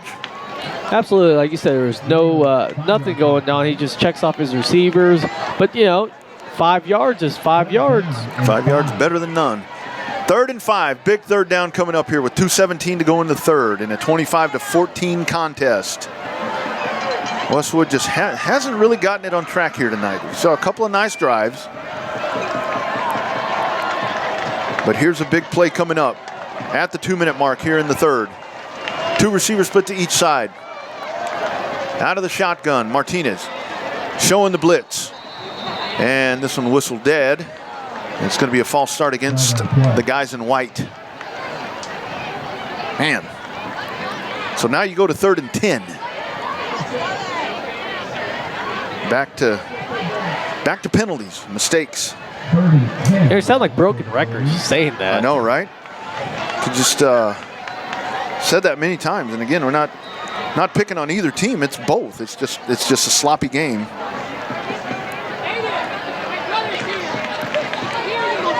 And now a 3rd down and 10, setting up from the 40. 2 receivers split to each side. In the backfield is Debs. He stands to the left of RJ Martinez for this 3rd down play.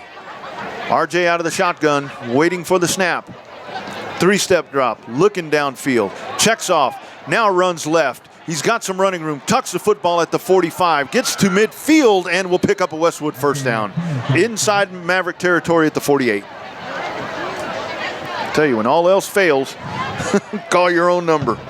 But you have to just focus on the O-line, just protecting RJ in the pocket, because he had time to check off on the right-hand side of the field. He looks over to the left-hand side and sees that no one's there, so he just bolts and converts on that 3rd down play.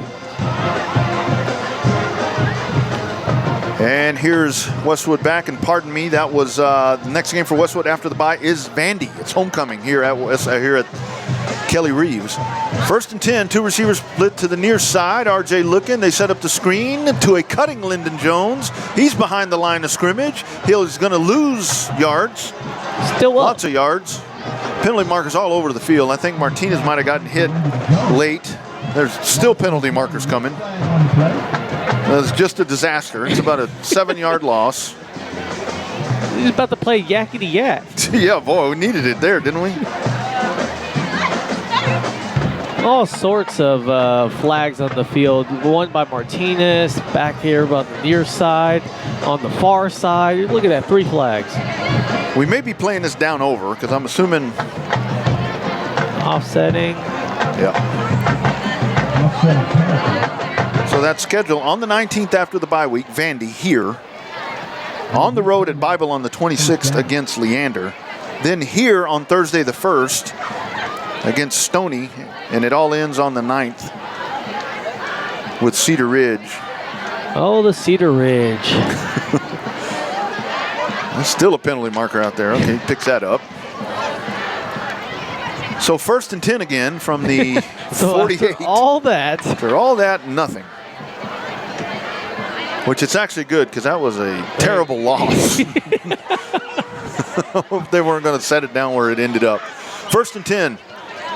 Debs up the gut. Big hole. 40. The 35. Brought down from behind at the 33-yard line. Mario Debs continues to be the spark plug tonight. Boy, I'll tell you, that's that senior leadership right there. And Debs, man, he's finally brought down by Dale Owen. Oh, yeah, he's just showing that, I lead by my actions, not my words type of deal. And just a great run right there. Just finds a little seam and makes a huge play out of it. 1st and 10 from the 32 with 43 seconds to go into third. Oliver Yu, the motion man across as he goes left to right. On the give, this time Anderson shifts directions, runs right, breaks a tackle, gets to the 28, make it the 27-yard line. Kind of grabbed him around the neck there and brought him down. Josh Kim in on the stop for McNeil. It'll bring up 2nd and 5 as the clock rolls with 20 seconds remaining. We'll see if they try to get another play in. 2 receivers to the far side, single receiver to the near side. Anderson in the backfield standing to the right of Martinez. Here's RJ. Clock at 9. Hands it off. Here's Nate running right into the pack. I think they're going to spot him at the 25, make it the 26, so he'll gain a couple of yards. And that will be how the third quarter ends. So both teams picking up points. That deficit's still there for Westwood. 3 complete here from Kelly Reeves, your score. McNeil 25, Westwood 14. Westwood football will continue fourth quarter action in just a moment. KMAX Sports is the largest online broadcast company in Central Texas. How large is that? Well, think of the Congress Avenue Bridge Bat Colony. Okay, folks, here they come. They're flying out from under the bridge. They appear to be Louisville Sluggers, and they're falling. Oh, the humanity. As God is my witness, I thought bats could fly. Bringing your teams to you since 2003 without dropping the ball or the bat. We are KMAX Sports. Photography by Jenny Ray, a small town business in the big city. Jenny opened her first studio 14 years ago.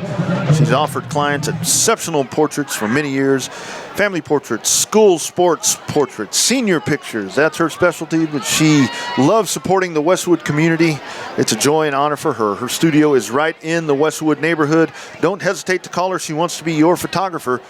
Jenny's photographs, the team and individual pictures, all of those, she does that for the Westwood football teams. You can find them at jennyray.com. Game day images are uploaded within 48 hours. Check back early and often for those great shots. You can see them at warriorsports.org. jennyray.com. She is the official photographer of Westwood Warrior football and a Westwood Warrior football Booster Club supporter. Again, the Booster Club website, warriorsports.org. And if you'd like to help fund that postseason banquet, remember, get a hold of Sarah Solomon, warriorsports.org. She's your Booster Club president. They flip sides.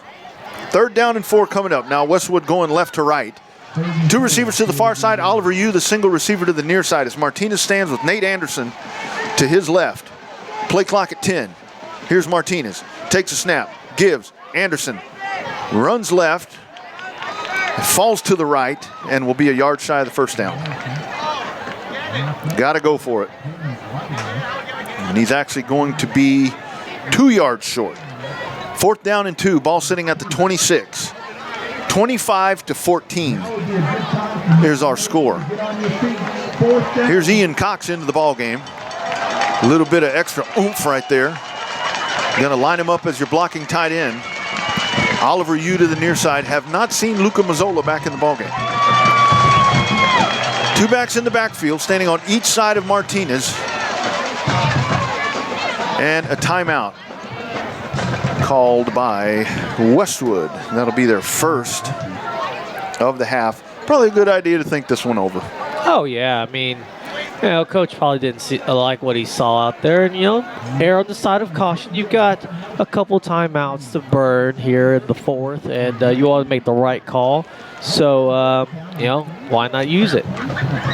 They're still tied up with 10 minutes remaining in the ball game over at Dragon. 17-17. Oh, that's a good one. Yeah, man, I can only imagine that game because. You should ask Chloe how the game went. And get a play-by-play from her. Yeah, we'll ask the Dragonette how that went. So I tell all you Warrior fans, you'll appreciate this. So as we keep talking about my Dragonette daughter, I asked her before our game, the Westwood game with Round Rock, I said, so the game before, I said, so how many yards or how many TDs did Ryan O'Keefe have? And I knew he had 5 in that game, 4 or 5. Well, I don't remember what it was. She said, who's that? On the dance team. Who's that? Oh, he's a fan. He's in the cheer squad. The whatever they call him. Yeah, I tell you, don't pay attention. Hey, she's just got to focus on her dance moves. Just do her moves, that's all. That's what's important. This ball is sitting right in the middle of the field. It's 4th and 2 from the 24. You need to pick this one up. Here's Martinez. Oh, a little shift. All kinds of formation changes. Now, it looks like a field goal attempt coming up as they set up. Robbie Jing sets up to kick a field goal, and another timeout called by Westwood. So you had your offense out on the field. The backs run off. Robbie Jing comes out. They set up Mohan Hegde to hold for a field goal. Don't know. Hadn't seen that one before. Then you had to call another timeout. Now, I said calling timeouts was a good move, but the coach took it to heart and called a second timeout right after the first timeout. Yeah, and McNeil kind of, again, Robbie Jing does a lot of things on this team. He's a punter, but Cactus Jack Elliott's your field goal guy, so McNeil probably read that was not going to be that. I don't know. I'm sure there was a strategy there. Although, definitely a strategy. That's good or bad, a strategy was thought up. Yeah, you're right, because I'm pretty sure they know Cactus Jack. Yeah. They listen to our broadcast. Yeah, who wouldn't know him? Yeah. See him on the street. Cactus Jack, bang, Cactus. bang. Cactus. Little kid asking for an autograph. And the bad part about it is we talked about balls bouncing different directions and crazy stuff happening and circus catches. Now you're down to one timeout. Here we go. 4th and 2, trying it again from the 24. 2 backs in the backfield, 2 receivers to the far side, empty set to the near side. On the give, Anderson, all kinds of room on the left side. Stood up, he's gonna get the spot. He needed to get to the 22, they're spotting him at the 21. First down, Westwood. He paid the price for that first down. Well, you know, he's a young kid. He'll bounce right back. He'll be all right. We were out there, Rodney. Oh, man. Hey. Get the stretcher out. Broken bones and teeth and throw up. No telling what you'd have out there if I got hit like that. Here is a first down play from the 21. 2 backs in the backfield. Single or 2 receivers to the near side. Here is Debs. Boy, Debs gets to the 20. Boy, he did just a hard step to the right, hard step to the left. Looked like he's in the hokey pokey. Didn't he? Jeez. Got a yard out of that one. So they set it at the 20. Whataburger red zone opportunity coming up right here. Don't forget, it is Hump Day coming up on the 10th from 5 to 8 over at Whataburger. 20% of the sales go to the Westwood Booster Club. It is Oh What a Night. 5 to 8. Whataburger at 620 and 183. Second down and 9 from the 20. 3 receivers to the near side. Now the motion man out of the slot across is Anderson.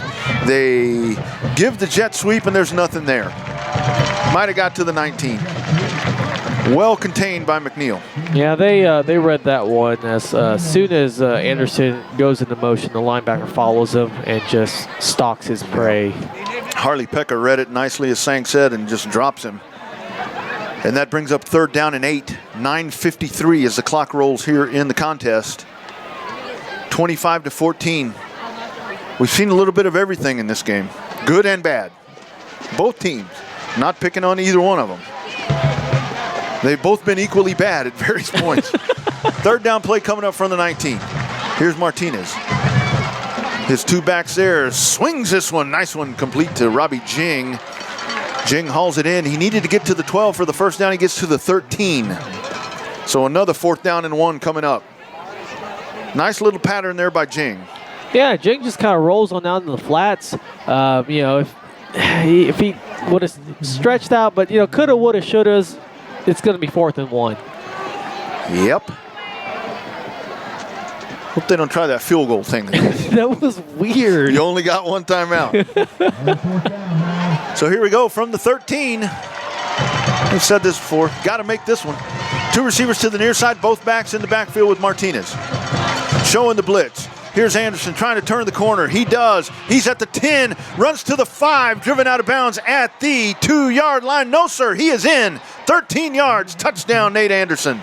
Yeah, I thought I saw some movement up on the line, but, you know, not mad because Nate Anderson says, I got this, fellas. And on the short side of the field, too. Yeah. I tell you just see the speed right there as Nate takes off. Yeah, and it's not an immediate, it's because he's kind of building up to it. He waits for the blocks to be in place before he turns on the jets, and then once he's outside, you can't really stop him. You can only try to push him out of bounds, and that's what they try to do, but he breaks the plane and makes the first down. Yes, he does. So it looks like Westwood will go for 2. 2 receivers to the far side.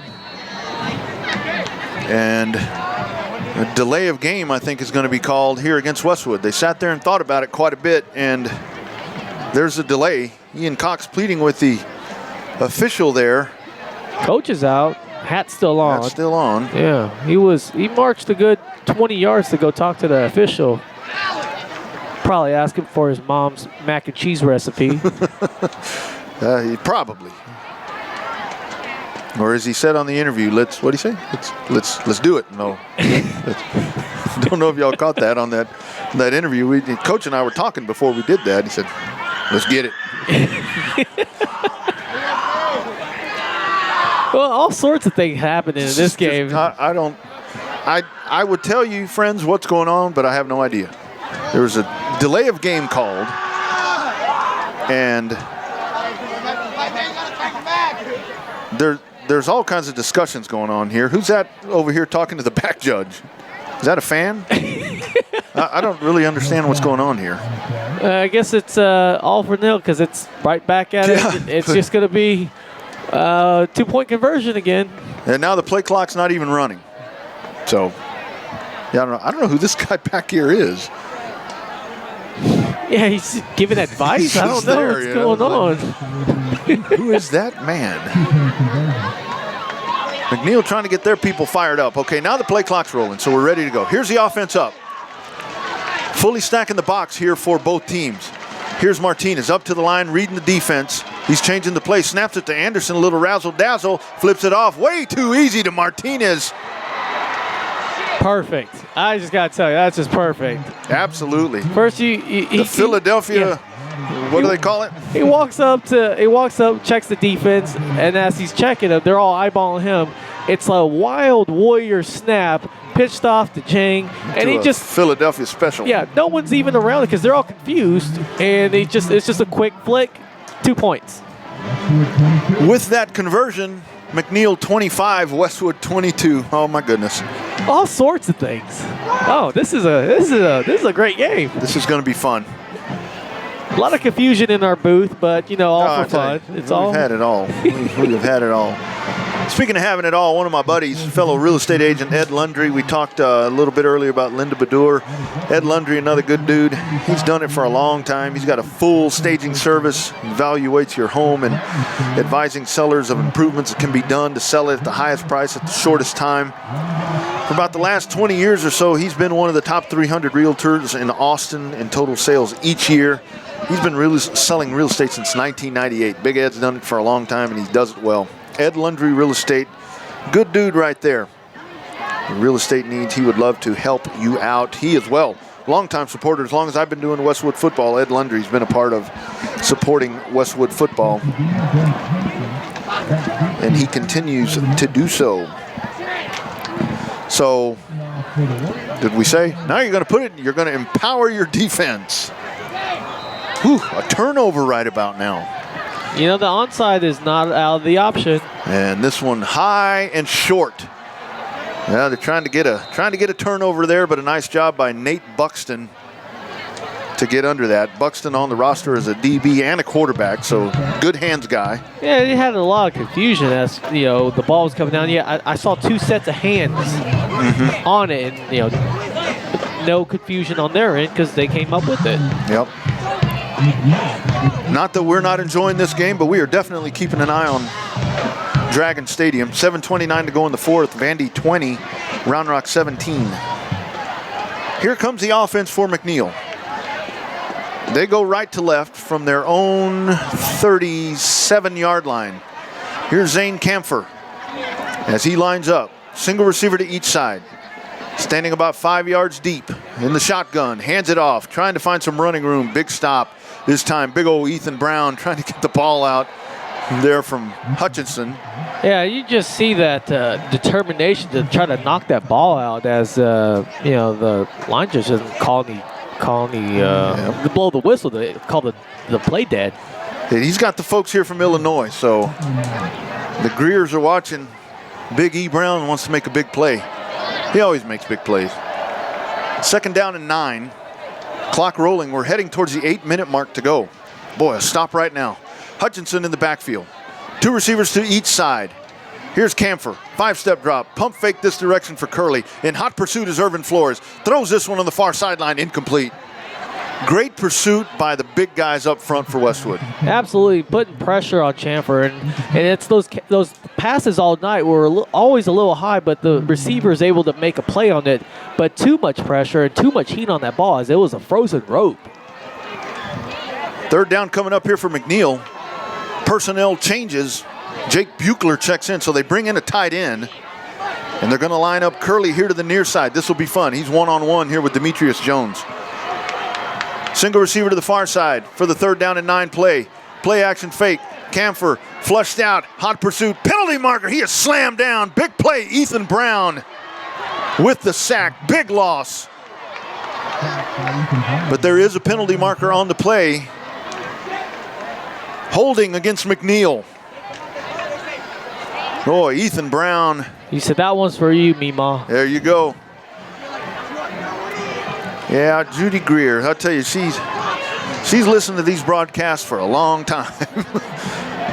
We've had Browns in these things forever. Say, yeah, this is not the first Brown that's gone through the program. Yeah, I'll tell you, the pain train. I wouldn't know what to do if we didn't have one of the Browns out here. I don't think I could do these games anymore. I have to retire. Big stop, man. They needed that one. 4th down, and this is about 4th and 20. So the ball at the 30. They're going to punt it away for the first time tonight. Here's Dickinson. Takes a bounce. And it's going to take a really nice roll for McNeil. Will stop at the 23. Whoa, penalty marker way back. All the way back there. Little extracurricular activities going on back there. This is going to be a personal foul on somebody. And, you know, saying we would only expect with the whole progression, the whole manner, the whole tone of this game, that personal fouls and all that are going to help decide it. Personal foul on the Warriors. You know, those are just, you don't need that. You know, just silly. Yeah, it's just really, yeah, I know you're out there and you're feeling yourself, but it's just, there's no need to put the team 15 yards behind when you really need 7 points to take the lead. 3 would be great to tie, but you want to be ahead of the game. So now we watch Westwood with a really long drive in the 3rd quarter. Oh, you're talking a very sustained drive. You know, about this time, 7 minutes. Yeah. Right now, if you can chew up, there's 6:59 there. If you can chew up about 6:57 and go punch it in, you know what this is going to come down to. Oh, absolutely. You know what's coming. You're looking at me like I'm... You know what's coming in this rivalry. Oh, geez. 1st down, here's Westwood going left to right. complete. This one over on the far side, trying to make some running lanes is Anderson, and he does a nice job of doing it. Picks up 6 yards when he looks like he was going to maybe get 1. Yeah, Anderson just makes a move. It's Jones, sorry. And makes the defender miss. As you're right, he was down after that catch. Hobbling a little bit is Jones. He comes off the field. Lyndon Jones been good tonight. Jones, another one of those guys, a junior. Here's a 2nd down and 3 play from the 19 on the give. Mario Debs right up the gut. He'll pick up a first down all the way out to the 24. 5 yards for 21. Yeah, he just says, you need a first down, coach? I got you. Yep. Follows his main block and just keeps the legs churning for 5 yards. He checks out of the ball game. Anderson back in. Ian Cox was a little slow to get up, but he's still out on the field. You're not going to get him off the field right now. To the near side, Robbie Jing and Mohan Hegde. Single receiver to the far side. Here's Martinez. Turns, gives, Anderson up the middle, 30, 35. Brought down right there at the stick. That's a Westwood first down. Oh, I don't like the way he fell. Yeah, that was like a helicopter hit because his legs were out from under him and he kind of spun. Yep. Got a warrior down here. That's Ian Cox, so that's a couple times in a row, so he's going to check out. Yeah, he was a little slow on the play before. So he'll head over to the sideline.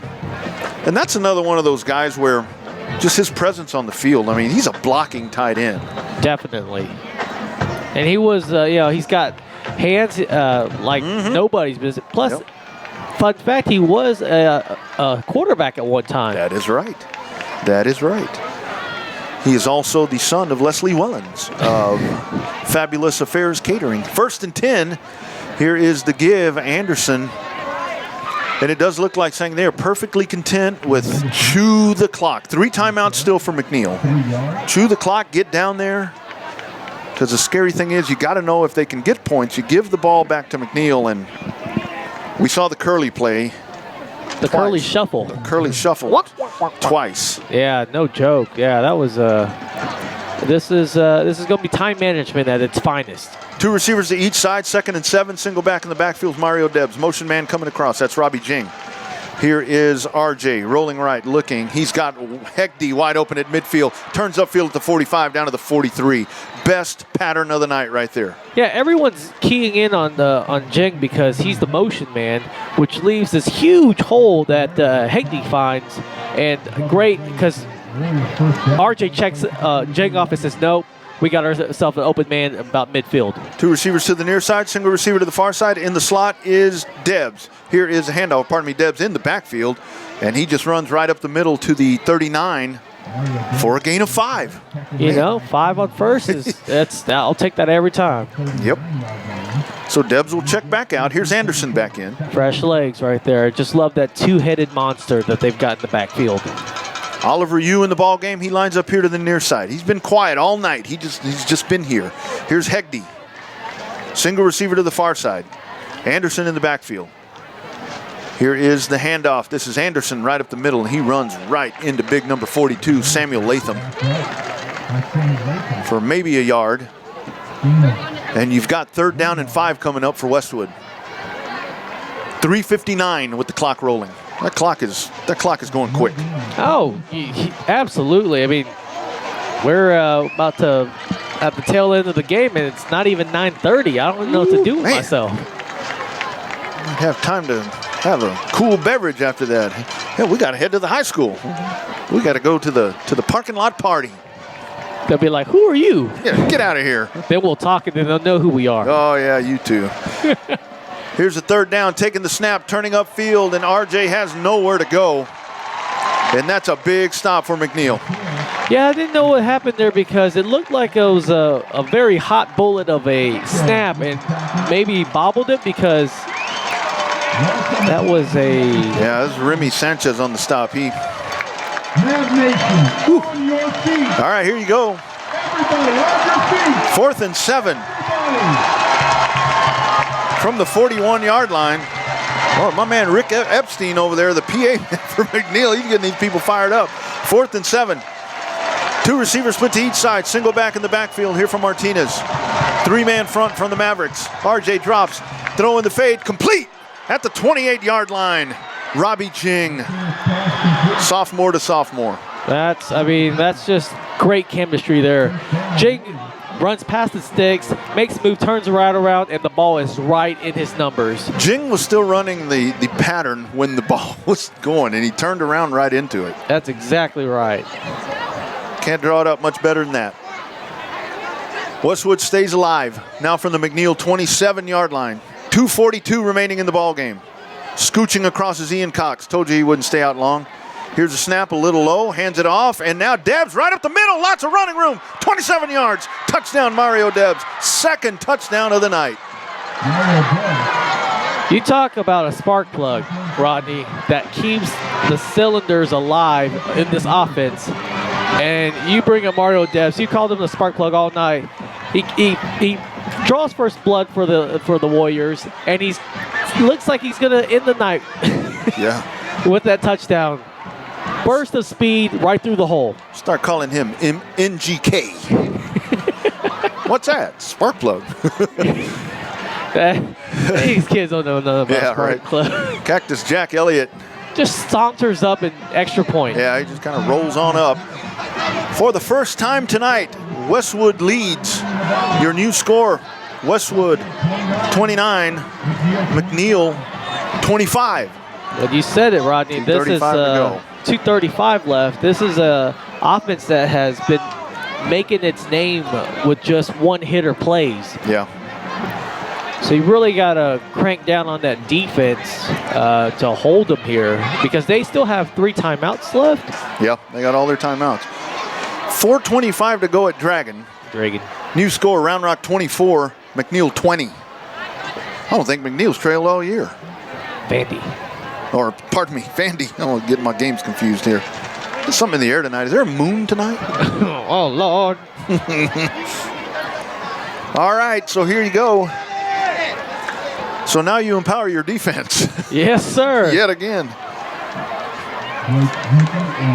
Those will be interested to see how Coach draws up this this kickoff here. I mean, it's going to be a standard, give them a short field, or going to punch it through and make them work for it. Yeah, Hinkie and Medina will drop back. We typically see the short kicks. I know they kick it high and short sometimes for the turnover. I don't know how I'd play this one. I mean, I think I would try to kick it far, but I don't think I want Medina to get it. Through the, I think Cactus Jack can. I don't think I've seen him actually kick it through the end zone yet. But he's going back like he needs a full head of steam here. So he's going way back. We're gonna see what happens. Here's his approach. Puts a foot in it. Does kick it deep. This one's heading to Medina. He takes it at the 15. Turns upfield at the 25, spins, breaks a tackle, gets to the 30, is ridden down at the 34. So Seth Medina brings it out 20 yards. And so with 3 timeouts remaining for McNeil, 1 for Westwood, the Maverick offense makes their way out with Westwood leading 29-25. You know what I like about that play, Rodney?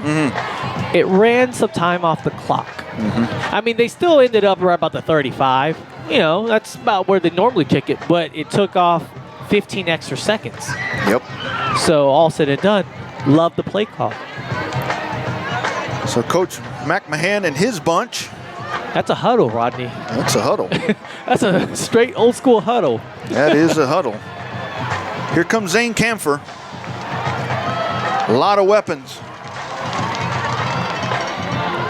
Play action fake, pass complete over the middle. Curley pulls it out of the air at midfield. The 45 breaks a tackle all the way down to the 42-yard line. Just like that, right down the field, 42 yards.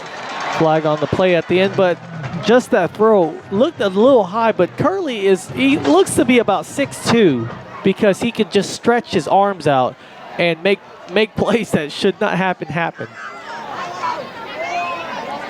Here's a call. Personal foul on the Warriors. It's a second one.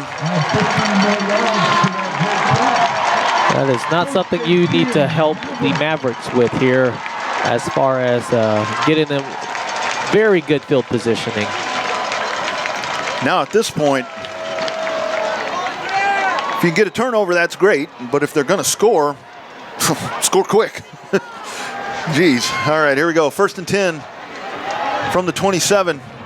On the give, Hutchinson bounces right, runs at the 20. Open room on the far side. Into the end zone. 27 yards. Touchdown, McNeil. Second one of the night for Hutchinson. And the player on that, not Hutchinson, it was his receiver that came back and laid a monster block for him down the lane to open up that touchdown run. Well, Rodney, you said it. It's a fast-hitting. Do it quick. Fast-hitting touchdown, and we'll see what 2-minute drill again, huh? Yep. Here's Dickinson. Kick is up. And good. 2:02 remaining.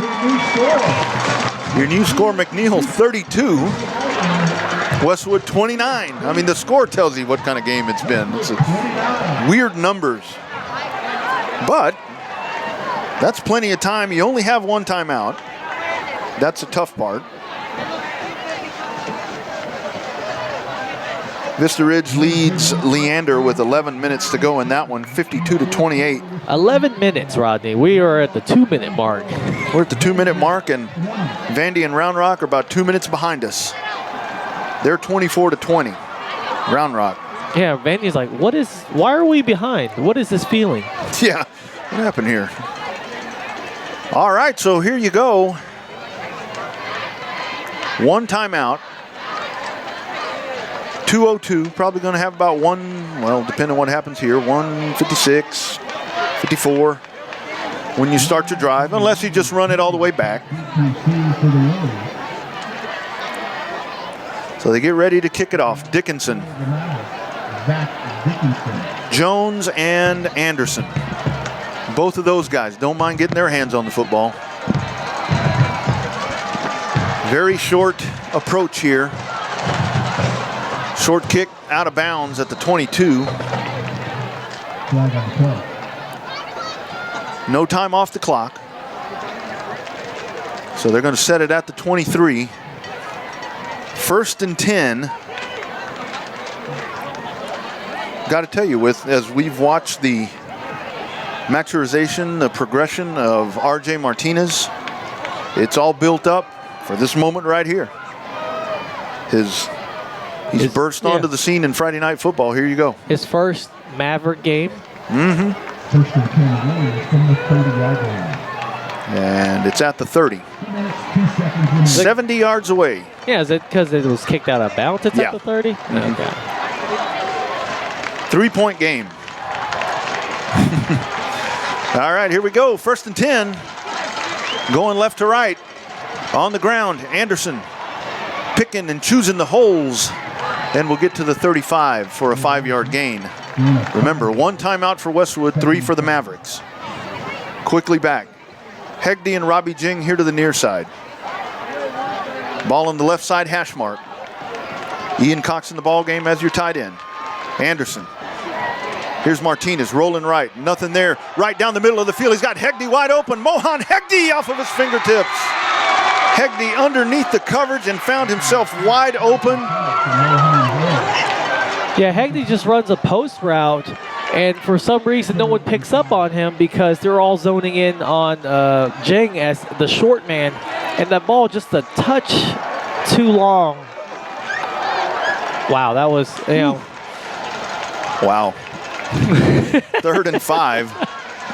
Oh, man. All of that happened very slow. You watched. Here we go. 3rd down and 5 coming up from the 35. Out of the gun. Here's Martinez. Rolling right, looking. Pass complete at the 40. That'll be a first down. Gets to the 41. Needed the 40. Gets to the 41. But big hit at the end of the play. Carrera. He's out of bounds, so it stops the clock. It's not just a chain movement. So that was just a great heads-up play right there. And Hegde hauls it in. You got for Mohan Hegde, frustrated whether the ball was a little bit long or not, but to come back and make that play, that's huge. That is huge for Mohan Hegde. 1st and 10. The line of scrimmage is now the Westwood 42. 1:27 to go. Single receiver to the near side, 3 receivers to the far side. One of them is Ian Cox. In the backfield is Debs. Here's RJ. 5-step drop. Pressure. Flushed out of the pocket. Looking. Pump fake quickly. There's a penalty marker at the 45. He goes down there. We'll have to check the flag. There's going to be a Maverick down on the far side of the field. As I have a bad feeling this might be a holding call. Oh, against McNeil. Unless he's just pointing that way. We'll wait on the official call here. False start on the Mavericks. And it just keeps getting better. Holy smoke. 44 seconds at Dragon Stadium. Vandy, 27, Round Rock, 24. We got a 3-point game with under a minute. That sounds familiar. Wow. I'll tell you. They said 13-6A had a bunch of good teams. You see it right there. 1st and 5 from the 47. Clock rolling, 1:05 to go. Here's Martinez, 3-step drop, trying to screen. Here's Lyndon Jones, hauls it in, slips it midfield, and goes down there. 57 seconds. That clock. A little behind him. Makes a great play as he breaks that pass up. Jordan Curley is out on the field as a DB. Whew. That looked like a sure interception in the hands of Jacob Carrera. And Ian Cox, we've been singing his praises all season. Well, for the past couple of years. And right there, he turns into a defender. Here's Jing into the ball game. Yu, Hegde, and Jing to the far side. Here to the near side is Jones. Rolling left, Martinez. His pass complete to Robbie Jing. Able to get out of bounds at the 39-yard line. We're updating you on. That's 2 teams tied up at the top, and these are 2 teams playing for their playoff lives at this point. So 39-yard line. We have seen in the Eastview game, Cactus Jack Elliott with a 33-yard field goal. So for a 33-yarder, which he made easily, you probably need to get to the 23. But you don't have a lot of time and no timeouts. Here's a 3rd down and 7. 3 receivers to the near side. Martinez out of the gun. Timeout, McNeil.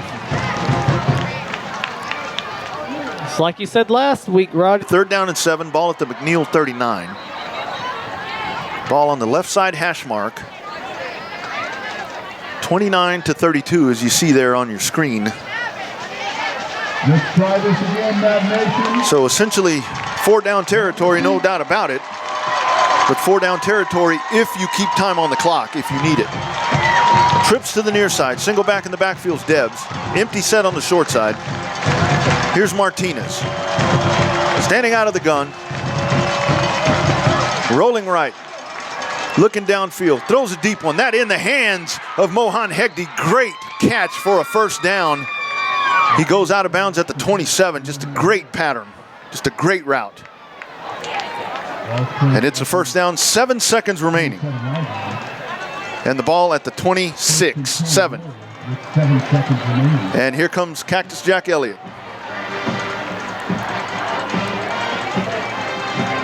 Who says kickers aren't important? The real Cactus Jack. Not Robbie Ching. Yes. Posing as Dude Love. This is a 44-yard attempt for Cactus Jack Elliott with 7 seconds remaining to tie it up. Good snap. Here's a kick. This one, plenty of leg, and it is no good. Wide left. Clock expires. That was a lot to ask right there. Had the leg. Absolutely. Just 44-yarder is a lot to ask in the pros. Yeah. Well, I tell you, we've seen these McNeil Westwood games. They've been crazy. We talked about overtimes and just getting over the crossbar, and we saw another one here tonight. You know, that never sets to disappoint, but you know what? You saw the fight in the Warriors. They were not going to give this up. And it's just unfortunate that they dropped the win here, but to lose on a missed field goal, it's yeah. That I tell you what, though, just you said it earlier, saying that the second half, it was like two different ball games right there. They cleaned up a lot of the mistakes. I mean, still some penalties there that, I mean, you don't need to be making. But that did look like two different games. That was one heck of a football game right there. And again, you hate one side has to lose, especially in this case that it's Westwood. Gosh dog it. Absolutely. Man, I'll tell you, a couple of heartbreakers back to back here for the good guys. Man, trailed in both of them. Didn't take the lead in the Round Rock game, but darn near tried, and the good guys are going to go over and high five the Tribe. Again, our final. McNeil wins 32-29 over Westwood. Just, McNeil used their guys. I mean, Hutchinson, 27-yard touchdown, a 47-yard touchdown. Gordon, the 59-yard touchdown. And Zamfir, just nice game control there from the McNeil quarterback, and he gets him the win. We'll quickly go over and take a look at that Whataburger scoreboard. These games all still in progress right now. Vista Ridge leads Leander 59-28. Cedar Creek over Bastrop 22-8. These are all fourth quarter scores. Rockdale over Maynard Newtek 63-0. Coppers Cove 62-0 over Waco. Elgin 42-30. That's fourth quarter score, leading Marble Falls. Lake Travis 64, Lehman 7. Dripping Springs 30, McCallum 14. Belton 28, Temple 27, Hayes 49, Aikens 14. Gerald trails, what's the deal with these scores tonight?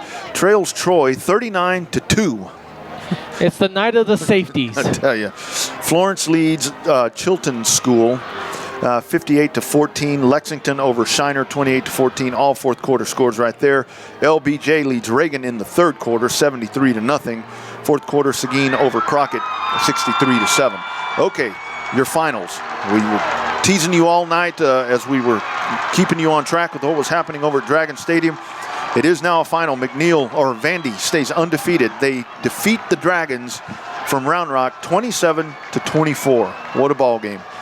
Hutto over Georgetown 38-14. Pflugerville beats Rouse 34-23. And Granger School over Somerville 49-0. Those are your finals, courtesy of Whataburger, your Whataburger scoreboard. Don't forget Spirit Night coming up October the 10th. Oh, what a night.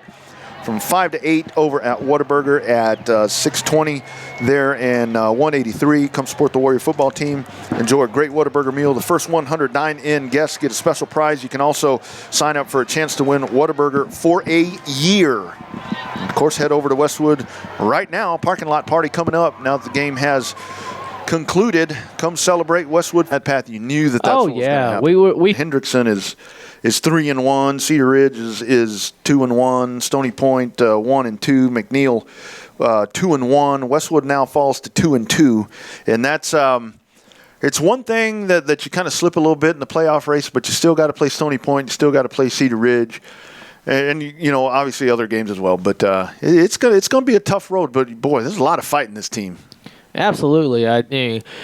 When you're down 2 scores, and most teams are like, just wrap this up. No. Yeah, right. No, this is actually. Let's head to the parking lot party. Yeah, absolutely different story when it comes to the Warriors, because last week's game when they were down 3 scores. Yeah. I mean, you pulled ahead to, lost by 9. It's still almost like 1.5 possessions, basically. Right. But, that's the way it is. Yep. And the thing to remember, you got a lot of young guys on this team. There's a lot of young guys and big things to come. And still big things to come this year. Coach Wood said it in the interview. So they'll get a week off. It's a bye week next week, so the Warriors will go back and get ready for the sprint to the finish, back in action here in 2 weeks as we will get ready for homecoming, taking on Vandy. That'll be fun. That'll be a good test.